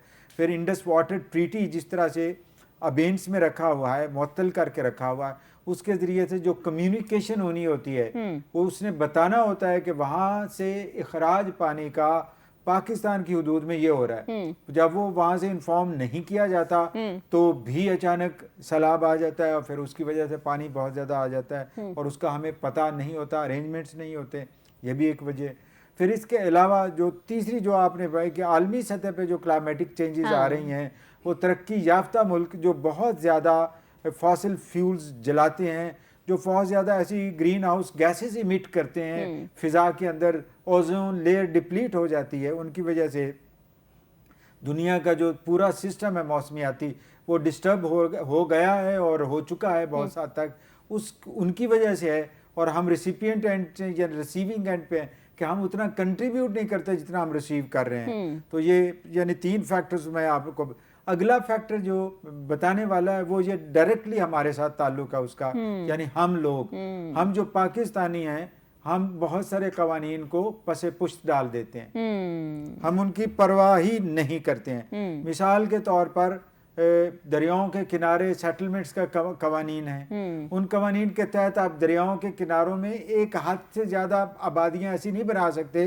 कि जो दरिया में पानी ज़्यादा होने की सूरत में ज़ेरे आब ना आ जाए। तो जब हम वो बना लेते हैं तो अब आप भाई ज़रा चलें मेरे साथ, तो शाहदरा की तरफ चलते हैं और आप देखते हैं कि सगिया पुल और दरिया रावी का जो शाहदरा का पुराना पुल है उसके दरमियान में दरिया के अंदर कितनी आबादियां हैं? कम से कम 3 से 4 लाख की आबादी दरिया के अंदर है और दरिया के अंदर वो उस आबादी को बिजली भी मुतालिका महकमे ने मुहैया कर रखी है, गलियां भी बनाई गई हैं और वो सब उस वक्त जब पानी आता है तो फिर सब रोते हैं।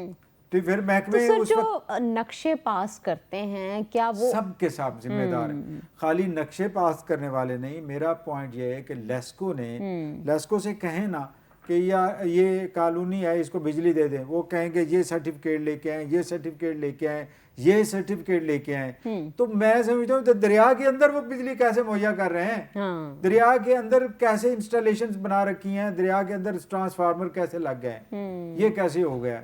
और जब पानी आता है तो जाहिर है लोग फिर रोना पीटना होता है, दुहाइयाँ होती हैं, तबाहियाँ होती हैं, तो फिर हमें तकलीफ भी होती है, हमें हमदर्दी भी होती है उन लोगों के साथ, मुतासरीन के साथ हमें हमदर्दी भी होती है। लेकिन उस हकीकत की तरफ भी तो थोड़ा सा जाएं कि वहां पे बनाने किसने दिया, किसने इजाजत दी वहां पे कॉलोनियां बनाने की।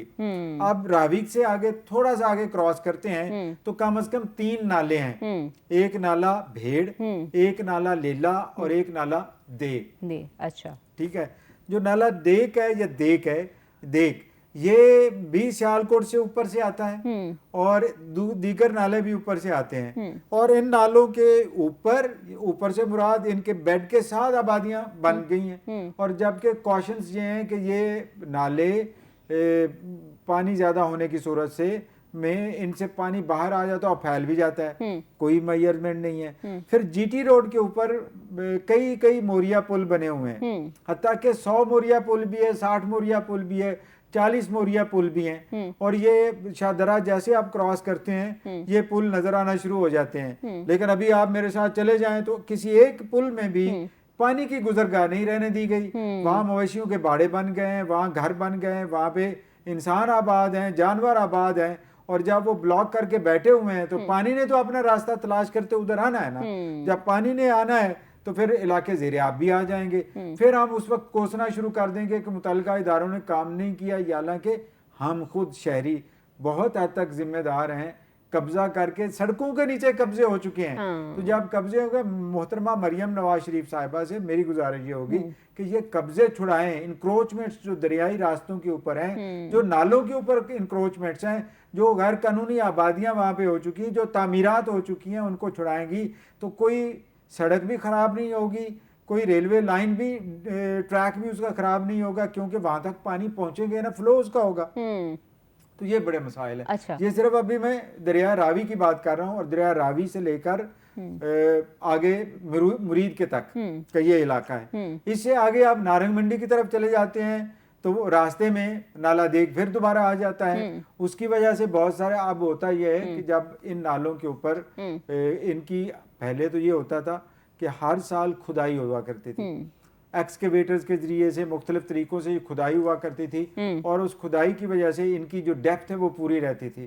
अब वो खुदाई भी नहीं होती और इनके किनारे भी मजबूत नहीं होते, तो उस वजह से कई इलाके ज़ेरे आब आ गए, कई देहात अब इस वक्त सैकड़ों के हिसाब से देहात आ गए ज़ेरे आब हैं। अच्छा। फिर मोटरवे बनी काराशाह काकू वाली, फिर वो मोटरवे दूसरी बन गई जो सियालकोट को जाती है। तो उसके दरमियान में जो इलाके हैं, जब पानी वहां घुस गया तो वो पानी नीचे रिसीड करने की उसको जगह नहीं है, तो फिर वहां मसले शुरू हो गए। इसी तरह सियालकोट के करीब भी यही मसाइल हैं। इस तरह गुजरात के रास्ते में जाएं तो वो मसाइल आ जाते हैं, दरिया चिनाब की वजह से मसाइल आ जाते हैं, जलालपुर भट्टियां हो गया, इसके अलावा वनी के तारड़ हो गया, या डिस्ट्रिक्ट हाफिजाबाद के अंदर है, हट कादराबाद से डाउन स्ट्रीम आप चले जाएं तो बहुत सारे इलाके हैं। तालिब वाला पत्तन आ जाता है पिंडी भटिया के करीब, चिनियोट के करीब के बहुत सारे इलाके, लालियां और रबवा का इलाका है। इसी तरह आगे बहुत सारे इलाके हेड त्रीमू के करीब तक पहुंचते पहुंचते दरिया झेलों भी वहां पे साथ आ जाता है। तो उनके बहुत सारे बेट एरियाज हैं, उन बेट एरियाज को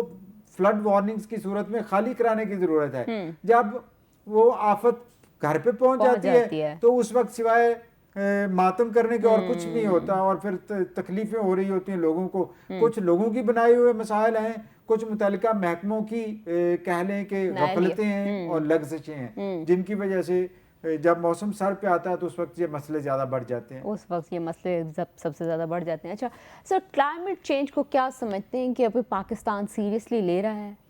नहीं, पाकिस्तान उस तरह से सीरियसली नहीं ले रहा। एक तो ये है कि पाकिस्तान रिसीविंग एंड पे है। रिसीविंग एंड का मतलब ये है कि जो आलमी सतह पे जो क्लाइमेटिक चेंजेस आ रही हैं उनका इम्पैक्ट पाकिस्तान पे कहाँ पे ज़्यादा होगा? सबसे ज़्यादा पाकिस्तान में इम्पैक्ट वो होगा आपके ग्लेशियर्स के ऊपर।